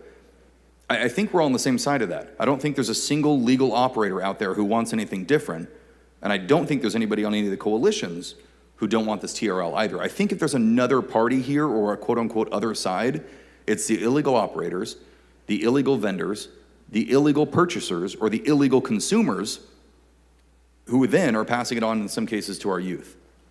That is the other side. They are not coming out to negotiate with us. They live in the shadows.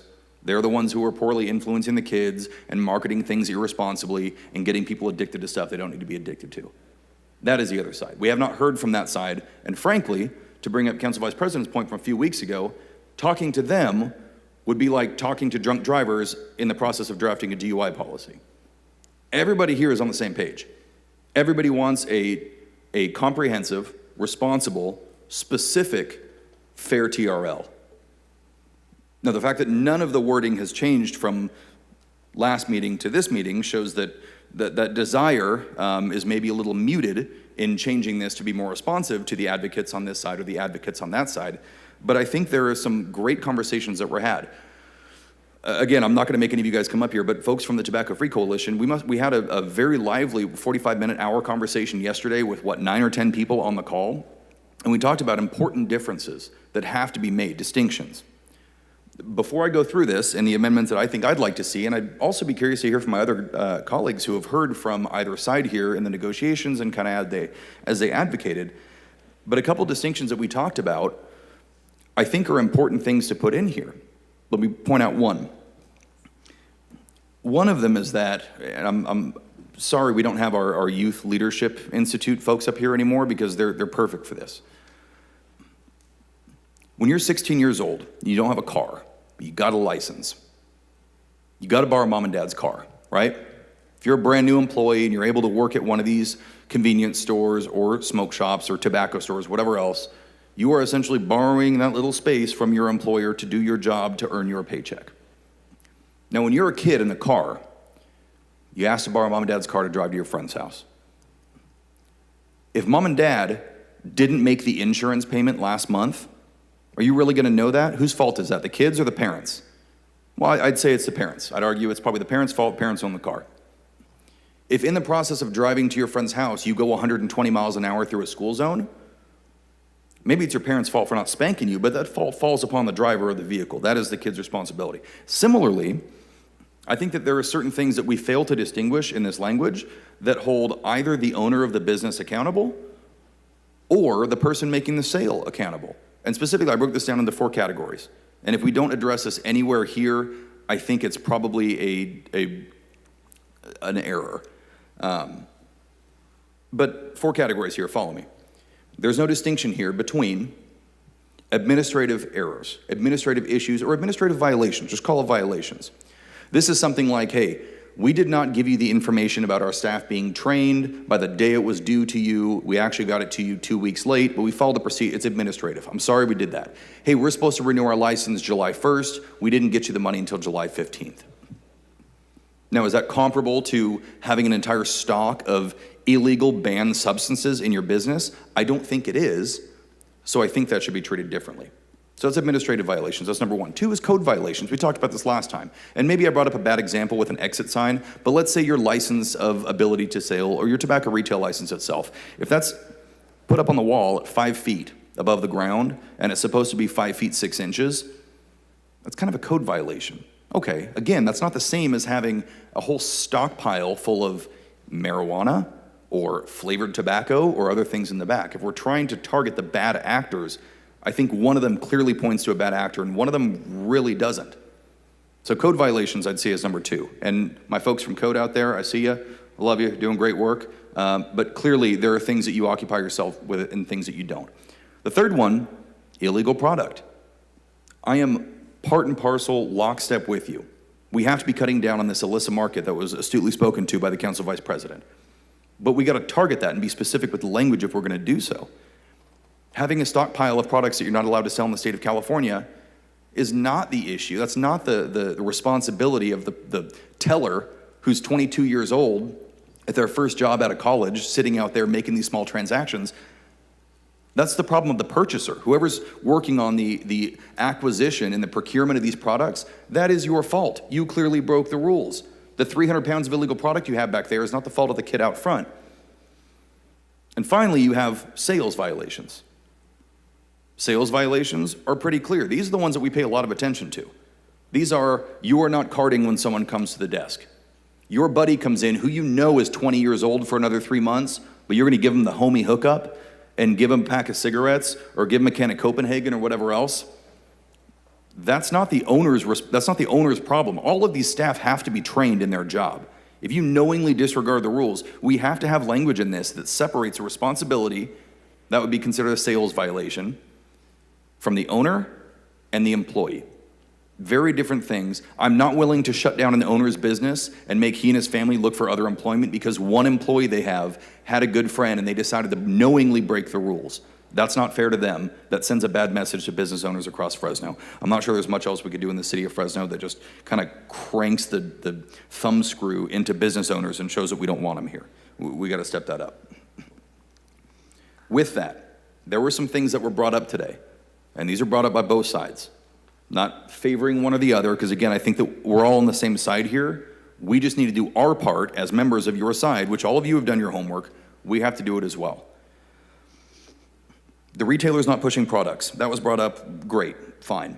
There was some issue in terms of the radius around sensitive areas that it was explained to me last time, and I'll be very honest with you, I didn't understand the explanation on why it can't be included here in the tobacco retail license wording, why it's the wording for something else. If that can be explained to me by somebody, some city staff, that'll be fantastic. I'll come to you in a second. You guys can Rochambeau about who loses and who has to come talk to old Nick. The second thing, the minimum margin law. We talked about revenues. Council President, we just talked about revenues and how generating revenue from this could fund enforcement, right? Could really be a self-licking ice cream cone here in the betterment of the community. I'm all about that. If we want to generate revenue, why haven't we talked at all about the minimum margin fund that wasn't brought up by the opponents of tobacco? It was brought up by the proponents of the responsible sale. It was over here. It was the industry folks who were asking, hey, jack up our prices on tobacco. We can't do that ourselves. Do that for us. That's not against the TRL. That's saying, hey, crank that thumb screw a little bit. It's actually going to generate some accountability in our industry. I'm a fan of that. And it generates more money for enforcement. It chases out the bad actors. It cuts down on rule violations. And it makes code's job easier because now they have fewer places that they have to go inspect every time they get a complaint. I think that's great. And again, we've had the time to incorporate that into the language here. And I don't know why it hasn't been included, but I'm not an author. I can't put that in. Now, other points here. We talked about the categories, an annual review. If at the end of this conversation, and I apologize for the lengthy dialogue, but like I've done a lot of homework on this thing, and I care about it because it has to do directly with businesses and families and safety and health of kids. if this thing were to be passed with no amendments at all, none of these propositions, we don't care about the difference between a business owner and an operator, we don't care about distances, we don't care about minimum margins, we don't care about revenues, none of that stuff, we just want to push this thing across the finish line. I would at least, at a bare minimum, ask that annually this be reviewed by the council. Was it effective? Was it ineffective? Did it work? Did it not work? Is it contributing to an illicit market? Is it not contributing to an illicit market? In fact, that was part of the conversation we had. Hey, before we change anything about this, why don't we look into what it's going to do to an illicit market? But even that clause was omitted from every version of language in this document, even though I've seen it proposed and drafted, which is a little unsettling. The fee composition, I would like to hear, city staff, I promise you I'm getting to you. You guys are probably done with your best of 5 with the rock, paper, scissors over there.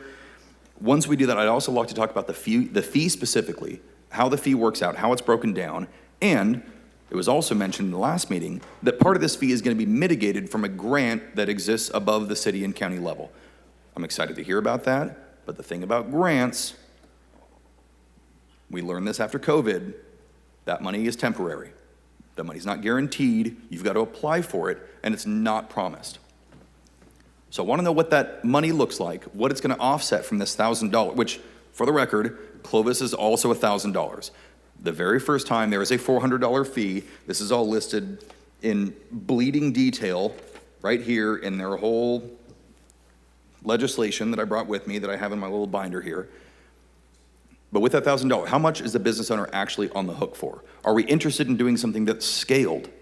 You've got businesses that have a small rack of chewing tobacco on their counter, and you've got businesses who have 3 full walls full of tobacco, merchandise, and paraphernalia and everything else.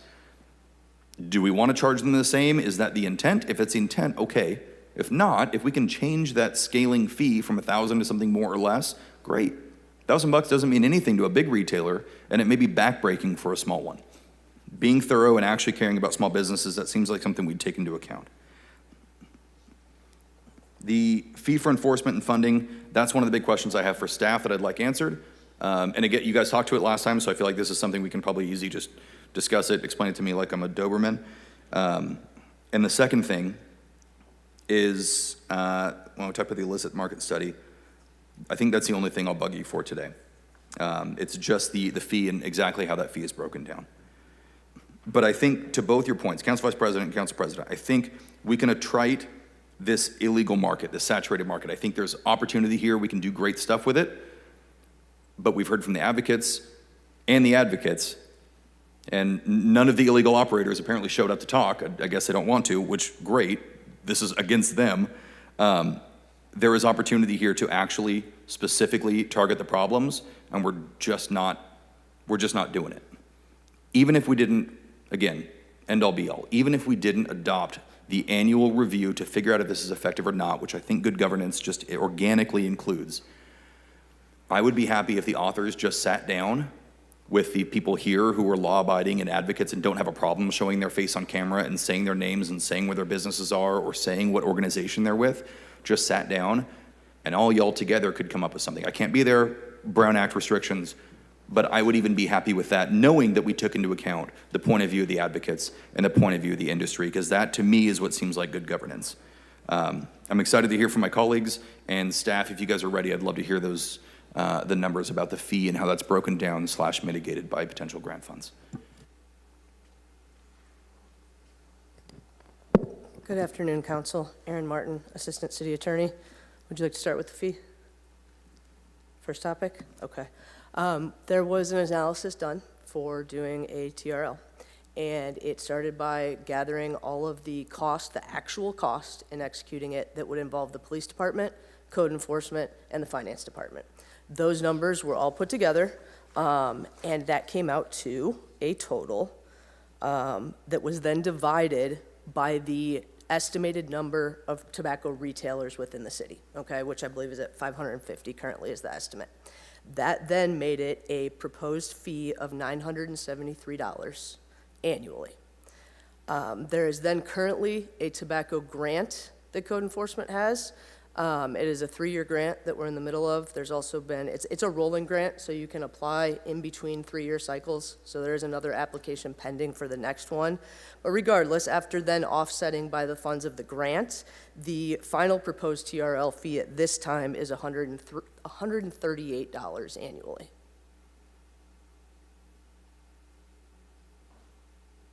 So math for Marines real quick. That's $817 per, multiplied by the number of tobacco retailers equals roughly the amount of the grant that we receive minus staff hours. Is that the correct algorithm? That is correct. Okay, thanks. If you smell anything burning in the room, it's my brain trying to work through that. Okay, appreciate that. Is that all you had for me? No, I can address your other question as far as sensitive uses as well, if you'd like. Oh, yeah, please. Okay. There's a couple important distinctions when talking about sensitive uses in this matter. And one is as between the definitions of smoke shops and tobacco retailers. And there is some overlap there. The other distinction is going to have to do with advertising versus actual location of the business. So first, as far as smoke shops go, in the smoke shop ordinance, there is a location requirement that's based on sensitive uses. Yes. So if a smoke shop is within 1,000 feet of a sensitive use, it will not get a CUP and will not be able to be in effect after December of this year. Okay? Now, smoke shops do cover some tobacco retailers, but not all. Reason being, some tobacco retailers it's an incidental, as you kind of mentioned before, Councilmember Richardson, you could have just, one shelf of tobacco-related products, okay? Or you have your gas stations, your Vons, Walmart, any of those are tobacco retailers, but are not smoke shops. So with the tobacco retailer, because that covers so many different types of businesses that sell any type of tobacco product and have that state license, there is not a sensitive use location requirement there.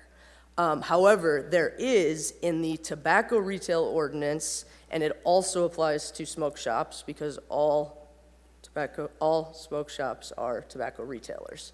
A square is a rectangle is not a exactly, square. yep. Yeah, Applies to sensitive uses for advertising purposes. Sure. So within 500 feet of any sensitive use, there cannot be visible outdoor advertising for tobacco. So those are the two distinctions, and hopefully that answers your question. Okay, no, it speaks to it, but I think that and this actually brings me to my final point, that our definitions, I think, are insufficient in this language. That the definition of a smoke shop, again, a smoke shop is a tobacco retailer is not a smoke shop, but there are also, within the category of tobacco retailers, there are more categories. You've got a Save Mart, and somebody asked me what the Save Mart down the street from my house is. My response is not a tobacco retailer, it's a grocery store. Yes, they do happen to also sell tobacco products, but I think that's an important distinction too, that in here it does not make. If we look on page 5 of 24, 6 of 24, it talks about tobacco retailers. No distinction. If you're a Save Mart or a Blaze It Up Bob's, you are in the same category here, which even definitionally doesn't break out the different types. Which also raises the question, I would ask you, but I'd really be asking you to speculate, and you're a lawyer, and I ask my wife to do this all the time, who's a lawyer, and she blows me off, so I'm not gonna make you do this. Thank you. But those are all the questions that I had for you right now. I appreciate that. Yes, sorry, do you want to add something? You're welcome to. You can speculate. You want to speculate? No, thank you. Good afternoon. Angela Kars with the City Attorney's Office. So in conjunction to what Aaron was saying, there is a provision in the ordinance that also limits the displays from being within the 500 area. So it is included. There is a sensitive area. They're not allowed to display any tobacco products within 500 feet. That is under section 9-3806. So we did ensure that there was some kind of restriction in it. And this ordinance is part of the licensing. Any enforcement would fall under the tobacco retail ordinance that was passed by council previously. Okay. I'm looking at that now, 3806. that is, and I see the part about advertisement, which would make probably both sides happy out there. And it doesn't, except for its tie to Chapter 15, Article 26, doesn't tie it to retail activity, just advertisement. Is that correct? That's correct. Okay. Not covering the actual sale of the product, just the advertisement of it. So under the sale, it would fall within the ordinance itself, and there is an administrative violations that you, section 9-3810, that is very specific to what is considered a violation if they're selling any tobacco products, paraphernalia, retailing to underage. So there is specific language that we incorporated in here. So that's what is considered an administrative violation under this ordinance. See, I disagree that that's specific, not only because it talks about specifically administrative violations, administrative penalties, but it doesn't break down responsibility and who is to be held accountable for them in delineating the responsibility between the person making the point of sale, right, and the person who is the owner and probably, you know, acquirer for the establishment. Well, I believe that is actually in the tobacco, correct me if I'm wrong, the actual tobacco retailer ordinance, where I believe we put in some requirements that the business owner would be responsible. So even though it may not be in here, it would still tie back to the tobacco retailer license, because this just gets them the license to operate. Angela, I agree with you. It is written down out there. It doesn't delineate responsibility for different types of violations. That's my issue. Not that it's not spoken to, it's that we haven't specifically looked at, these are different types of violations of varying degrees of problem, I think we can all agree, right? That's not delineated. That's the issue. And I'm not, honestly, I'm not gonna make you stand up here and defend it, because it's not your idea. Councilmember, I can address it, I think, a little bit better in the sense that I think, and I'll let the authors jump in,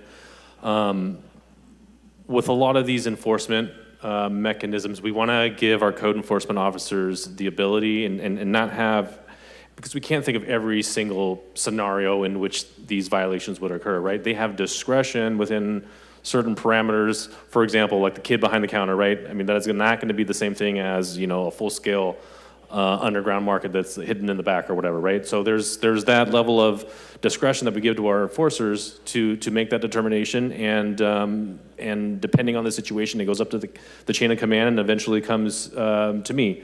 So that is, and see, I get that, but we're not asking for a consideration of every possible outcome. I'm saying there are 4 categories that every violation falls into. It's either you have stuff you're not supposed to, you're selling stuff in a way you're not supposed to. I mean, that's a whole business right there. Or you did your paperwork wrong, or your building is wrong. I mean, I can cut off my most offensive finger and still be able to count to 4. understood. I just think that the authors trust our office to make that determination on a case-by-case basis. And I'm not advocating for one side or the other, and I think that is the thought. Do you guys have the mechanisms to be able to punish a teller and not punish the owner of the business under this legislation?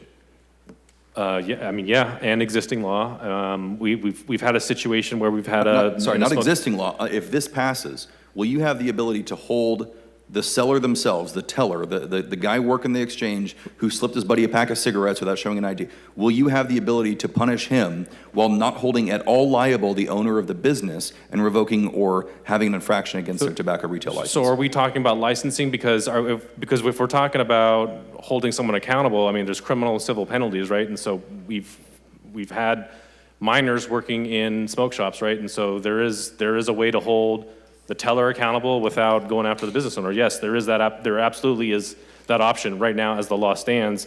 This, I don't think adds or takes anything away from that. Okay. If that makes sense. If I'm going to take your word for this, if you're comfortable with the delineation there on how to hold people accountable and responsible, and we've got the ability not to have marks or infractions against the tobacco retail license, but rather to hold the employee responsible when appropriate, great. We have that discretion right now as it stands. If that's going to fluctuate at all or not be in the spirit of this, maybe that's something we talk about at our 1-year review if they're amicable to that.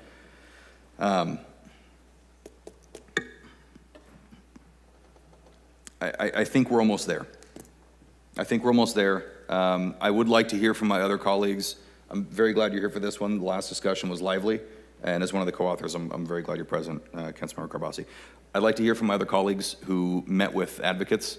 Pretty much all the advocates here are on the for side, and I'd love to hear kind of what you came away with. But, Council President, like I said, I'd like to hear, one, a meeting between the authors and the advocates here who want a successful TRL, or, if that doesn't happen, at least an inclusion of an annual review to come back and see if this actually fixed a problem we're trying to address. That's all my time.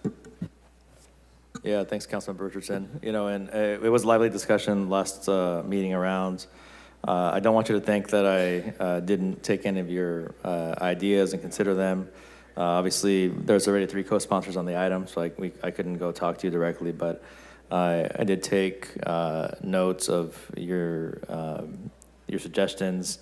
I talked about a number I consulted legal counsel on a number of them, and there was just, you know, and maybe you did too. Maybe you had the same conversation. I have no idea, but as you're entitled to the same information. But it was tough. Some of them were tough to incorporate. Obviously, I can't get into the details of that. But you know, I appreciate how much time you did put into this and effort, and did certainly consider some of those ideas. I have Councilmember Carbasi punched up, followed by Councilmember Perea. I just wanted to call the question, Mr. President. That was my comment. Thank you. Lots of discussion already. Thank you. Councilmember Perea. Thank you, Council President. I'll be quick. I know the folks from APCA weren't able to be here this afternoon. They had a conflict, but there was some good clarifying information about how that $1,000 fee was generated. I know their questions were, you know, how did we get to this number, and what will it be used for, and how is it broken down? And so I appreciate the information about it, how exactly that fee was how we arrived at that. And it sounds like that cost will cover the license administration, education, training, and enforcement. So there's no money making off of this. We're not in the business to do that. So I hear concerns from my colleague from District 6, and the way I read this ordinance is, and perhaps the co-sponsors can clarify this for me, but it sounds like there is a 15-day period. If you are found in violation of A, B, or C, it sounds like there is a 15-day, I don't know if it's a cure period or some type of period to where you can provide documentation to ensure that, in fact, you know, perhaps this violation was issued incorrectly.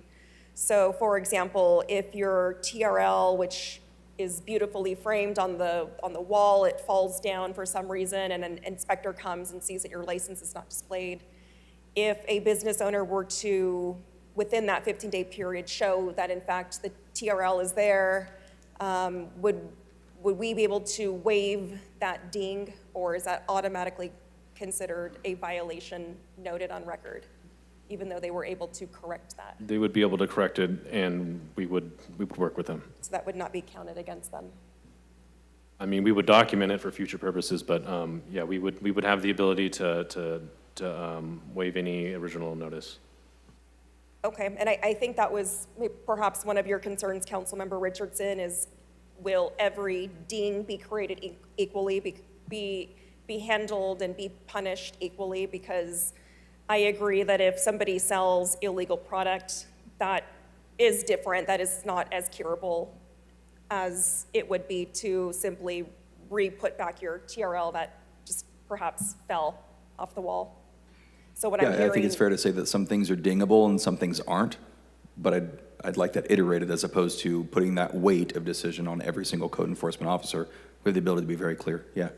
And it will, it sounds like, go up to the level of our city attorney, who does have discretion one way or the other. Is that right, Andrew? I mean, it would be a case-by-case situation. I mean, they're not going to bring to me, you know, a sign that was put in the wrong spot. I don't imagine, but I trust my code enforcement officers to make that call appropriately. I do too, and I don't see that being abused, and I do appreciate the flexibility for our code enforcement officers to be able to do that and use their discretion to determine what should be dingable versus not. I did have a chance to meet with I don't want to say both sides either, just everyone that asked to meet with me. And one of the questions that came up was, what is the annual renewal look like? And the way I read it is it's going to be the burden of the business to take initiative and to come to us every year to renew their TRL. Is that correct? That is, and I do want to also reiterate that there is an annual compliance report that would be given to the city council as well that includes any applicable changes to state law.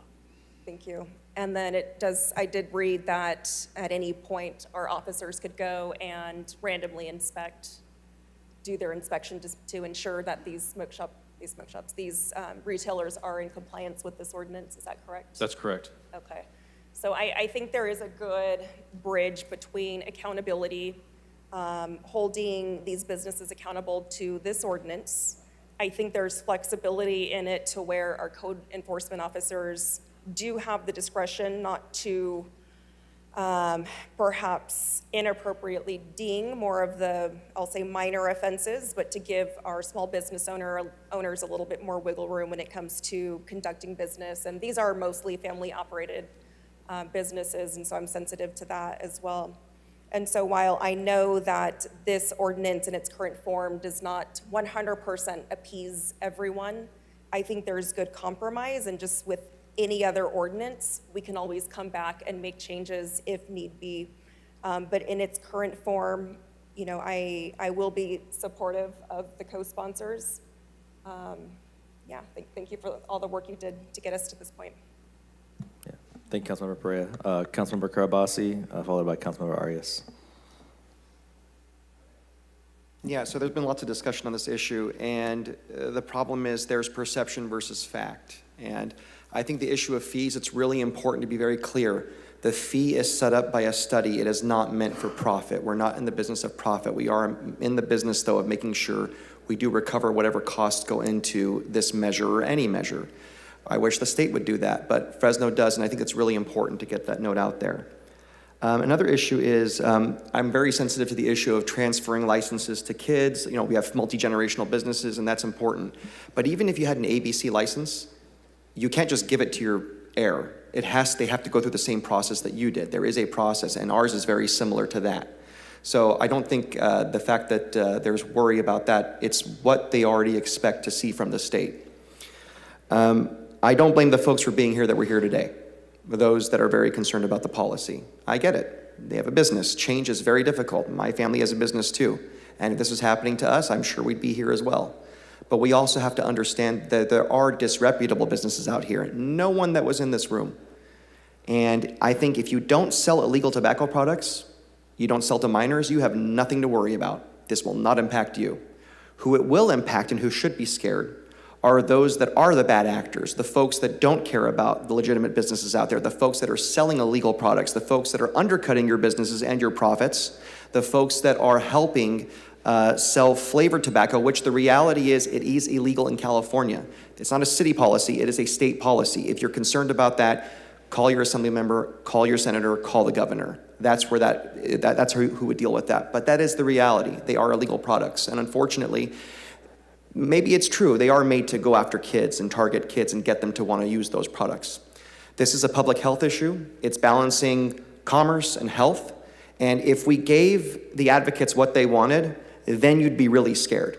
This is a happy medium that allows us to go after bad actors, support our small businesses, even though I know it's tough, support the small businesses, but also go after the black market legitimately. Because if right now the system is, and correct me if I'm wrong, city attorney, the system is right now, the people that would go in are the state to see if the product is legal or not, if it's flavored tobacco or not. Is that correct? For smoke shops, yes. Okay. And waiting for, I've never been one to want to wait for others to solve our problems. We'll wait forever. We can't do that. And it's time. With this council, with the experience we have, it is time that we actually take action to protect our kids, protect the public's health, but also protect the small businesses that are undercut by bad operators. That's who is being targeted here. Let's make no mistake of that. I think this council and the city attorney's office is flexible enough to know we're not looking to punish anyone with good intent, but we are looking to punish those that are punishing our children's lungs or their bodies. And that's pretty much all I have to say. I appreciate the robust discussion. I'm proud to be a part of the group putting forward this policy because we finally have to get active and serious about this crisis we have with kids and illegal products. Someone has to protect them, and I think we're going to do that today. Thank you. Thank you. Councilmember Arias, followed by Councilmember Vang. Thank you, Council President. I want to kind of pivot a little bit to the types of questions we've been kind of going through so far. Not so much into the substance of the policy, but more into the implementation of it. I know that there's been some reference to the fees that will be captured for execution. Can staff walk me through, one, is this item, when would take effect? Is it this traditional 30 days after adoption? 2, is the item vetoable by the mayor? 3, how soon would staff be ready to execute this new policy, from inspections to fines?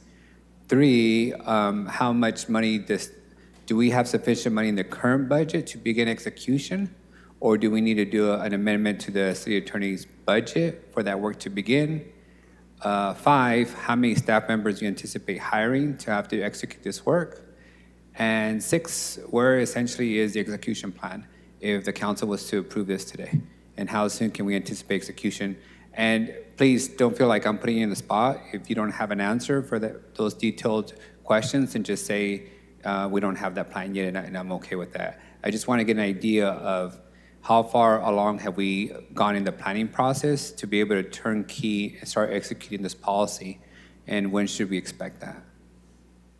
Because execution requires money, so how much are we talking about? So I can talk at about 1,000-foot level, and just at least what's in the ordinance.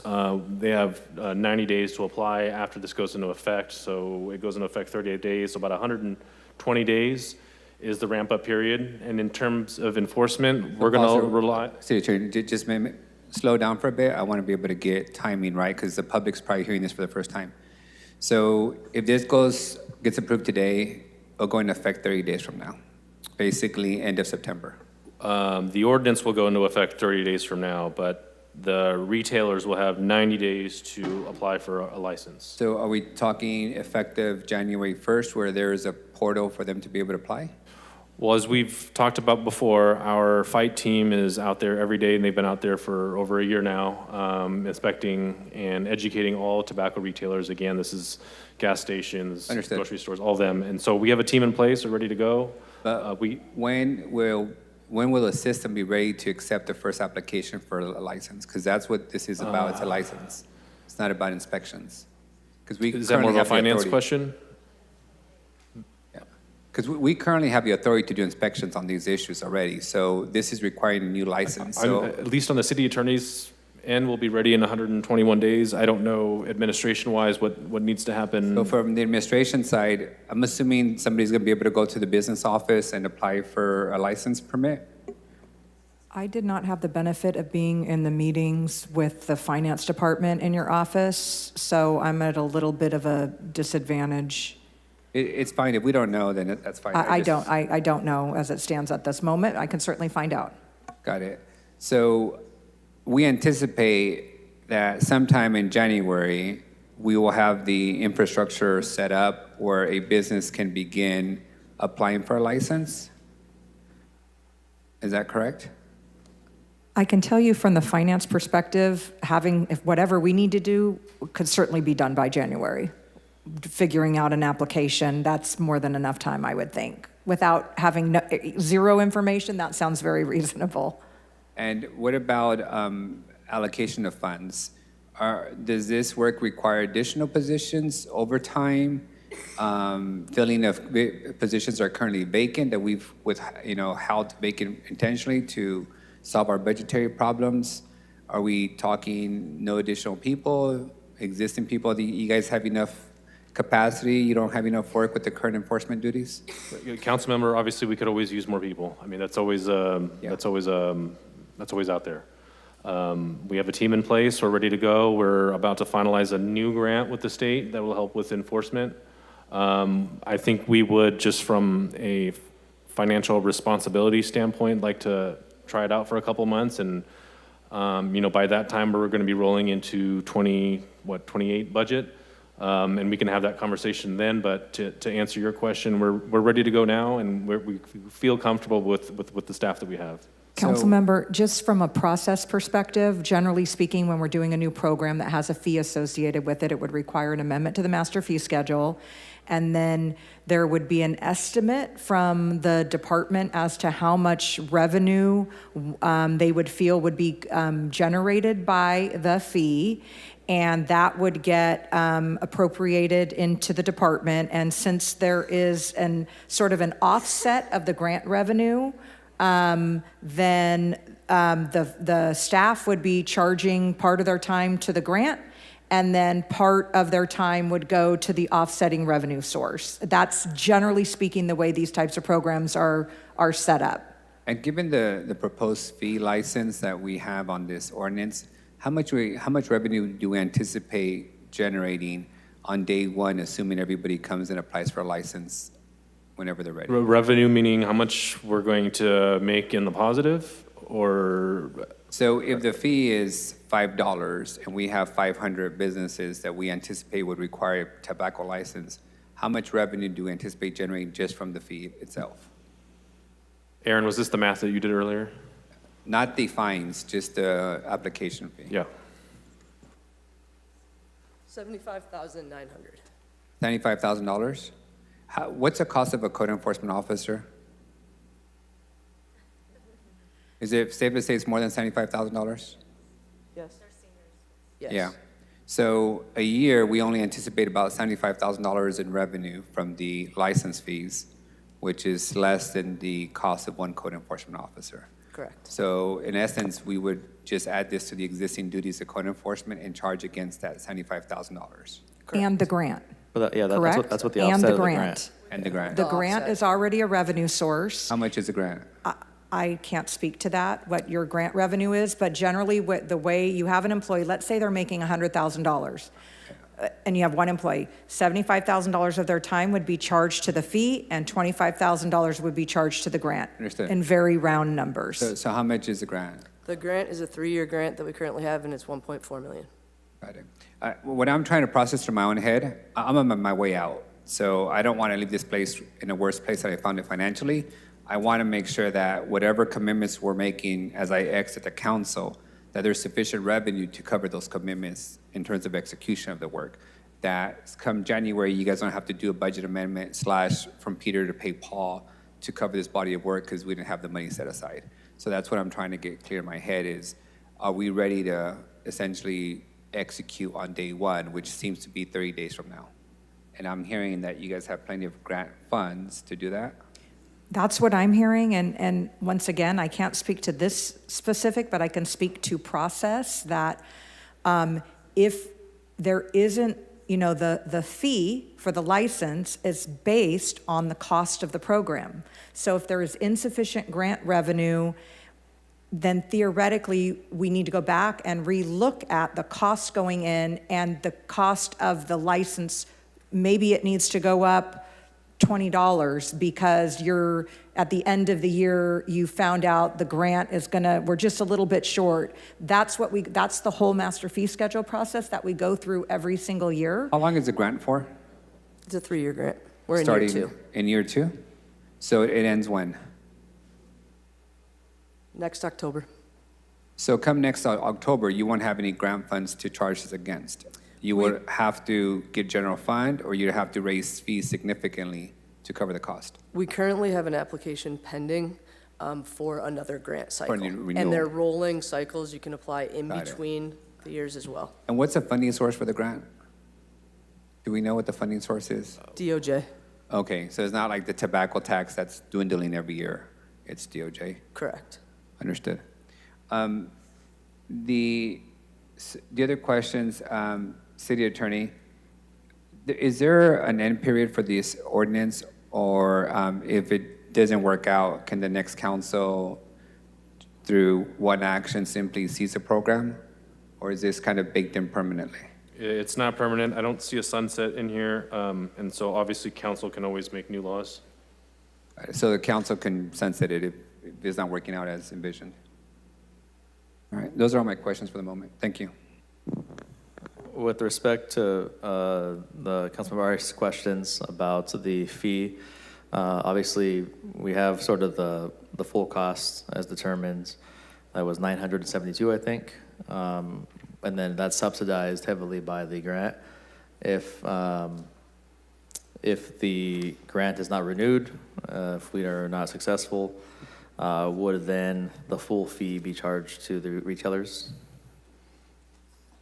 That's going to be a policy call. We could. I would have that conversation with council leadership. Yeah, because right now, I mean, it's effectively subsidized by the grant, effectively, right? We're subsidizing the retailers because of the state grant to keep it relatively low. But the full cost, we know what that is. Okay. All right, Councilmember Vang. Thank you very much, Council President. The enforcement, logistic, and financial part of this legislation has been discussed by my colleagues. I'll make my statement brief. But first, a question for staff. There are 550 tobacco retailer sites in the city of Fresno. Do you have a breakdown of how many sites are in each district? 1, 2, 3, 4, 5, 6, and 7. If not, that's fine. I just wanted to see if there is a concentration of tobacco retailer in certain parts of the city or certain district comparable to liquor stores. We do have that information, but not off the top of our heads. Okay. We can get that for you. Okay, appreciate that. Thank you very much. It's not often that this body have legislation that focuses on the most vulnerable members of our community, who are our kids. And as a father of 4 adult kids, I know what it's like as a parent to talk to your child about the dangers of, again, drugs, alcohol, tobacco, etc. Out there. And so I want to thank my 3 colleagues for bringing this legislation here today. This is the 3rd time that this body has extensively discussed this. And I'm ready to move forward in support of this legislation. But at the same time, I am glad that today we are talking about having an annual report or annual review of this legislation. And I believe we are correct, Councilmember? It's included 9-3815 is the compliance report. It's an annual report, and that includes an update and change to any applicable laws is written into Correct, yes, that was in your comment earlier. So I am looking forward to every year to improve upon this legislation. I understand that moving forward is the best practice that I'm looking at. And most legislations, when in its inception, there may be opportunities that we fail to see, or the discussion is not robust enough where we will miss certain aspects of that. And so having that opportunity to review this on an annual basis will give us an opportunity, whether this body, these people here, or different bodies here in a year from now, to add or to change, to better have a legislation. Again, at the end of the day, I'm glad that we are putting forth a legislation that protects our most vulnerable. And I want to thank the people who make comments either in person today and the previous 2 discussions, and those who submitted their support online and in papers. I believe there's over 200 people who wrote and signed in favor of this petition. And I am glad that the people who are here today and in the past, and the people, as my colleague to my left here indicated, the people who sit on this side of the aisle and that side of the aisle, we have a 99% compromise. And I'm glad that, I believe if that's the fact, then I'm glad that this legislation will move forward. But again, at the end of the day, if a year from now, if we can find a better way to improve this legislation, I'm looking forward to having that opportunity to do that. And so if whether it changes materially or not, I am ready to support this legislation as of today. So thank you very much, Council President. Thank you, Councilmember Vang. I don't have anyone else punched up, going once, going twice.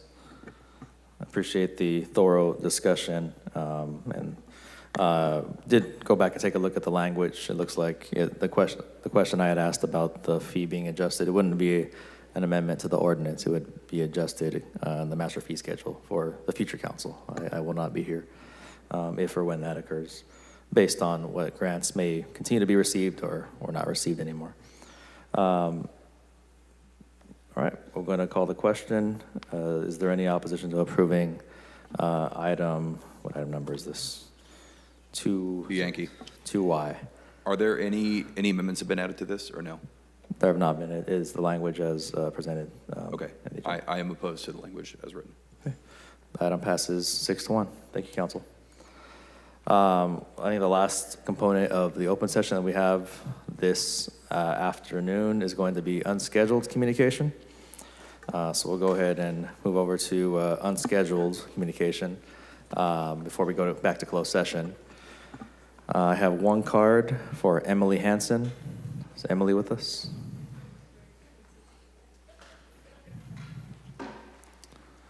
No, I don't see anybody coming forward. That's the only yellow card I had. If you have a card, yeah, come on down. Meanwhile, we'll go over to, well, actually we have a card coming.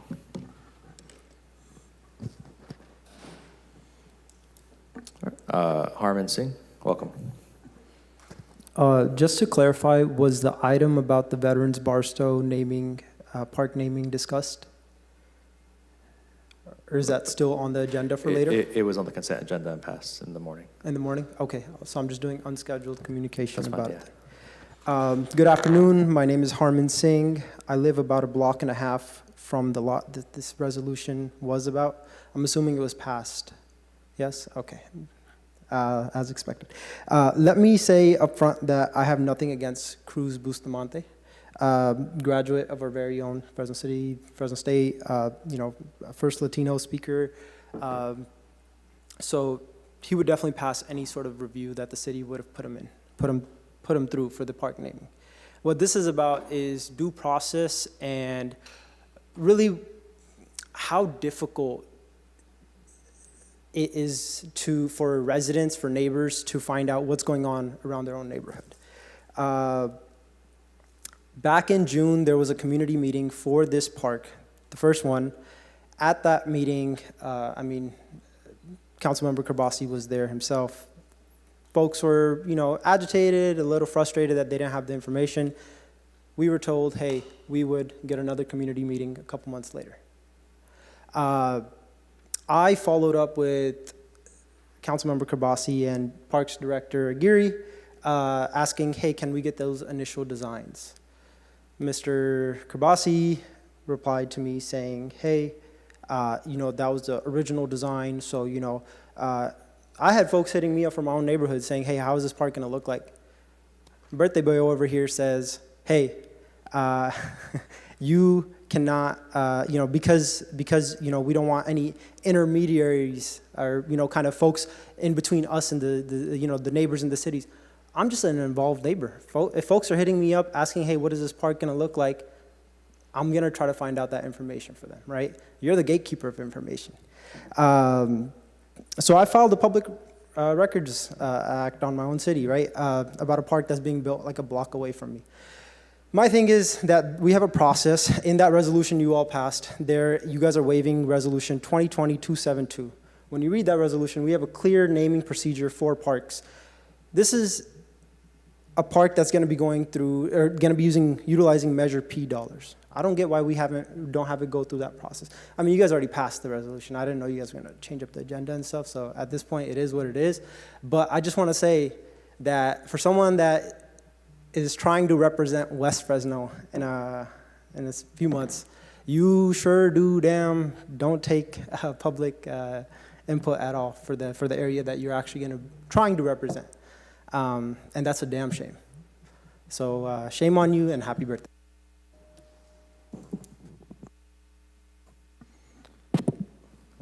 Yeah, briefly, I just want to state for the record, because facts do matter. When we named Puppy Love Dog Park, our Kellyan Family Kennels, Offer Pia Vang Police Station, which may rest in peace, Rashad Al Hakim Jr. Trail, Chief Carrie Donis Regional Fire Center, Les Kimber Park, Dolores Huerta Park, and the Paul Capriello Community Center We followed the same procedure. Let's remember the council holds the final authority.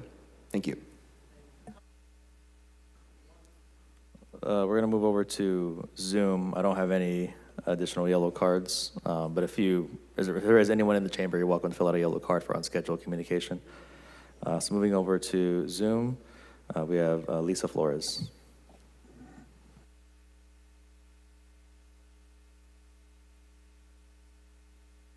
Oh, okay. Well, hi guys. Good afternoon. Hope everybody had a good lunch. I'm going to talk about the issue of naming parks as well. You know, Cruz did a lot of great things for the state of California. Yeah, he was a role model. He was the first highest ranking Latino until Xavier gets in. Here's the bigger question about naming parks. I thank you. I was totally shocked and surprised that you named the dog park at Roding Puppy Love, because I just threw it out there. I didn't know you guys were going to take it and run with it. I appreciate that, but I really would have appreciated more transparency and the public involvement. And I sit here today and I understand the reason why you're doing Cruz. I understand that it is in your purview, but each one of you have talked about including the public, transparency, transparency, transparency. But here's the one thing that you really need to think about when naming the parks. You need to get public input, because I have been talking about, when is something in Fresno going to be named after Mary Curry?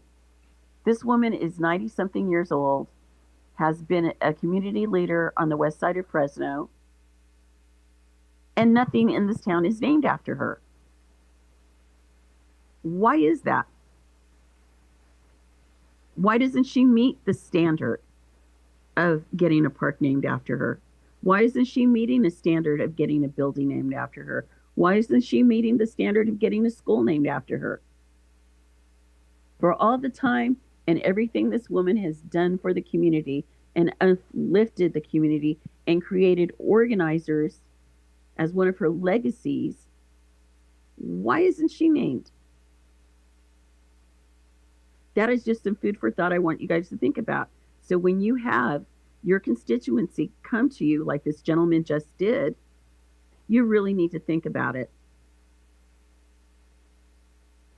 That's all I need to say. Just, I'm want you guys to do more transparency, more public input. And it doesn't hurt to have somebody talk to you guys about designs of a park. Because if I didn't put my 2 cents in to the design of Puppy Love, we wouldn't have the little things, the obstacle courses for those dogs out there. You never know when a good idea is going to come up. That's all. Thank you very much for your time this afternoon.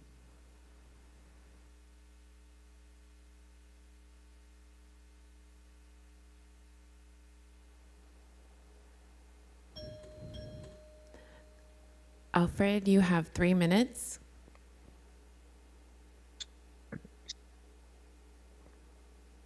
Hello, can you hear me? Yes, we can hear you. Hello, Council. My name is Alfred Aldretti. This is the first time I've been able to talk to you guys from this side of the screen. Good to see you all. Wake up, Mikey.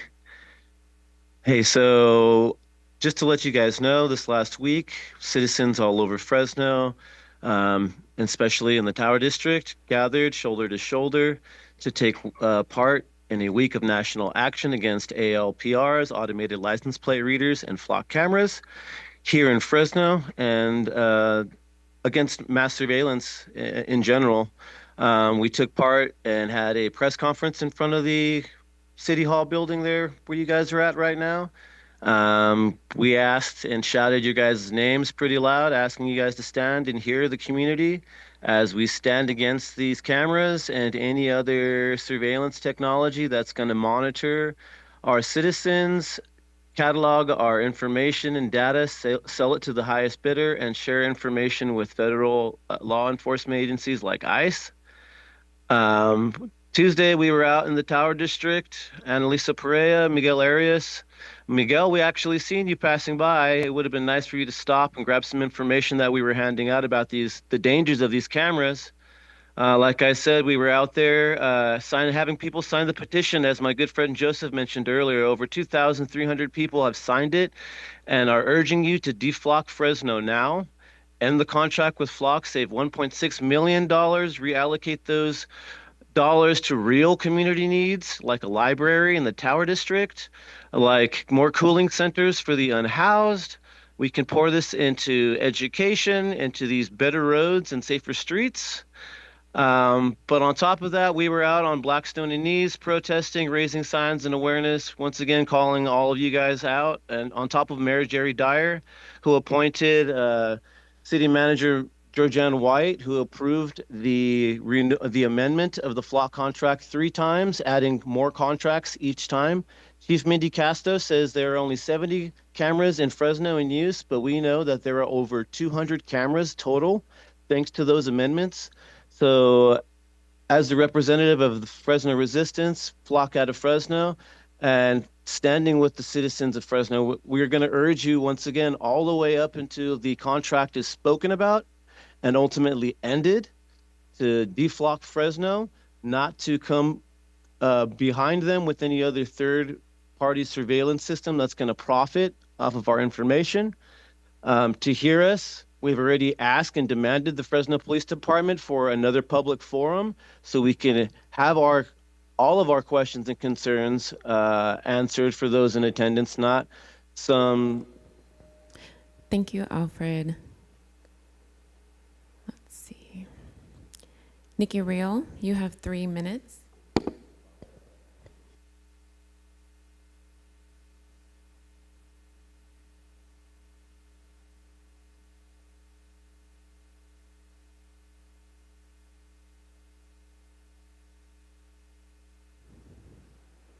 Nikki, you have 3 minutes.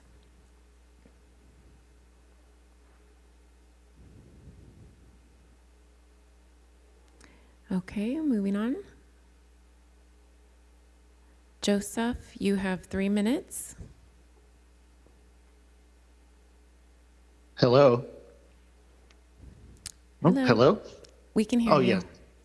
Oh, okay. And this is for unscheduled communications? Yes, that's correct. Oh, okay. Hi, Council. Joseph Rodriguez here. And I just wanted to touch bases with everyone on the fact that, yes, like Fresno is rising up to say no against mass surveillance and AI-powered cameras. We don't want it in Fresno. We definitely want to deflock Fresno now. But on top of that, there's a new surge of interest in not having data centers implemented through CETA. The commission kind of pushed through an approval. I know you guys are going to hear this next week, and there's going to be plenty of opinions. So I just wanted to let you know, a lot of people that we know are really worried about the flexible research and development, a portion of CETA, South CETA is what it's called, because it's the first part of the plan for what would be the whole development of CETA. And the city wasn't able to really even explain how it's going to pay for itself. We're really concerned. That was probably part of the commission's job to figure out if it could pay for itself. And they pushed it through before they could figure out if it will or not, which is a huge red flag concerning for us. And we're hoping you guys as council members will really ask the tough questions and really consider not passing CETA as it is. We don't know how everything works, City Hall, but we definitely feel like the commissioners got it wrong and rushed approval, and now it's going to you guys. So we're asking that you don't rush through this and you really consider what flexible research and development is, because it's going to be close to me. I'm in District 5, and we hear terrible things about data centers, the noise they make, the energy consumption, the water pollution, and it's all that for profit of these corporations who are coming here to wring us dry and take our land and make it theirs. And we as the people, we just don't want it. We want you guys to really consider a moratorium of halting any AI data center development in Fresno. And we need that expedited. We need it immediately. We heard the President of the United States state that they want to take away the ability for the people to rise up against data centers. And we're very concerned with this. We hope you take this very seriously when considering, and we definitely want you to say no to CETA. Thank you. Thank you, Joseph. That is all I have online.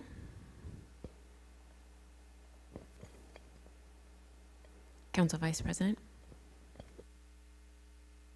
Thank you, City Clerk. That'll conclude the public comment portion of the meeting. We'll go ahead and retreat back into closed session chambers at this time. City Attorney, I believe you've already read off the entire agenda. Is that correct? Okay. Council Vice President, would you mind real quick if I ask one question to the planning director who's sitting out there, just to Sure. address some of the concerns? Yield the floor to Councilmember Richardson. Appreciate that. Jennifer? Director Clark, would you mind just joining us? I have a single answer question for you, and it will sound familiar from an email that we discussed earlier this week.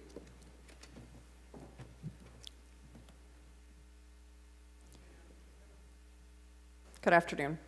Now, I don't want to spoil the punch before we drink it, but is data center a currently listed allowable use for any zone, any zone code in the city of Fresno? No. So one word answer, and City Attorney, you want to chime in? This is not an agendized item. I would recommend that it's not heard at this time. Okay. Thank you for obliging, Director. Thank you. Yeah. And thank you for your one word answer. That's perfect.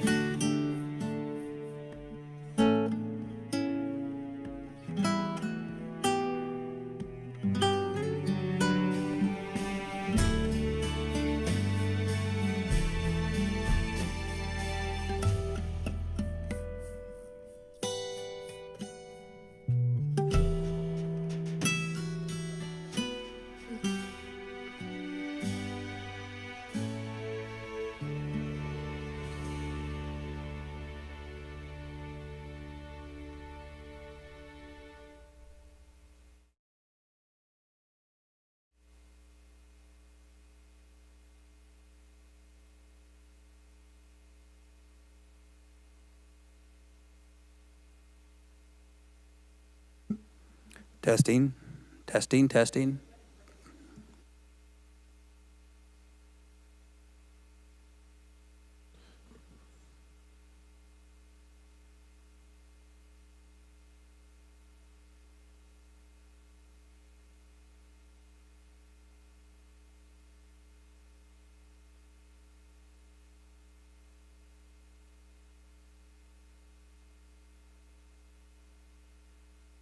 Good afternoon. We have one item to report out of closed session. That is item 5F. And by a vote of 6-0 with Councilmember Vang not present, council has voted to initiate litigation against an unknown defendant or an unnamed defendant. The defendant will be disclosed to any person once litigation has commenced.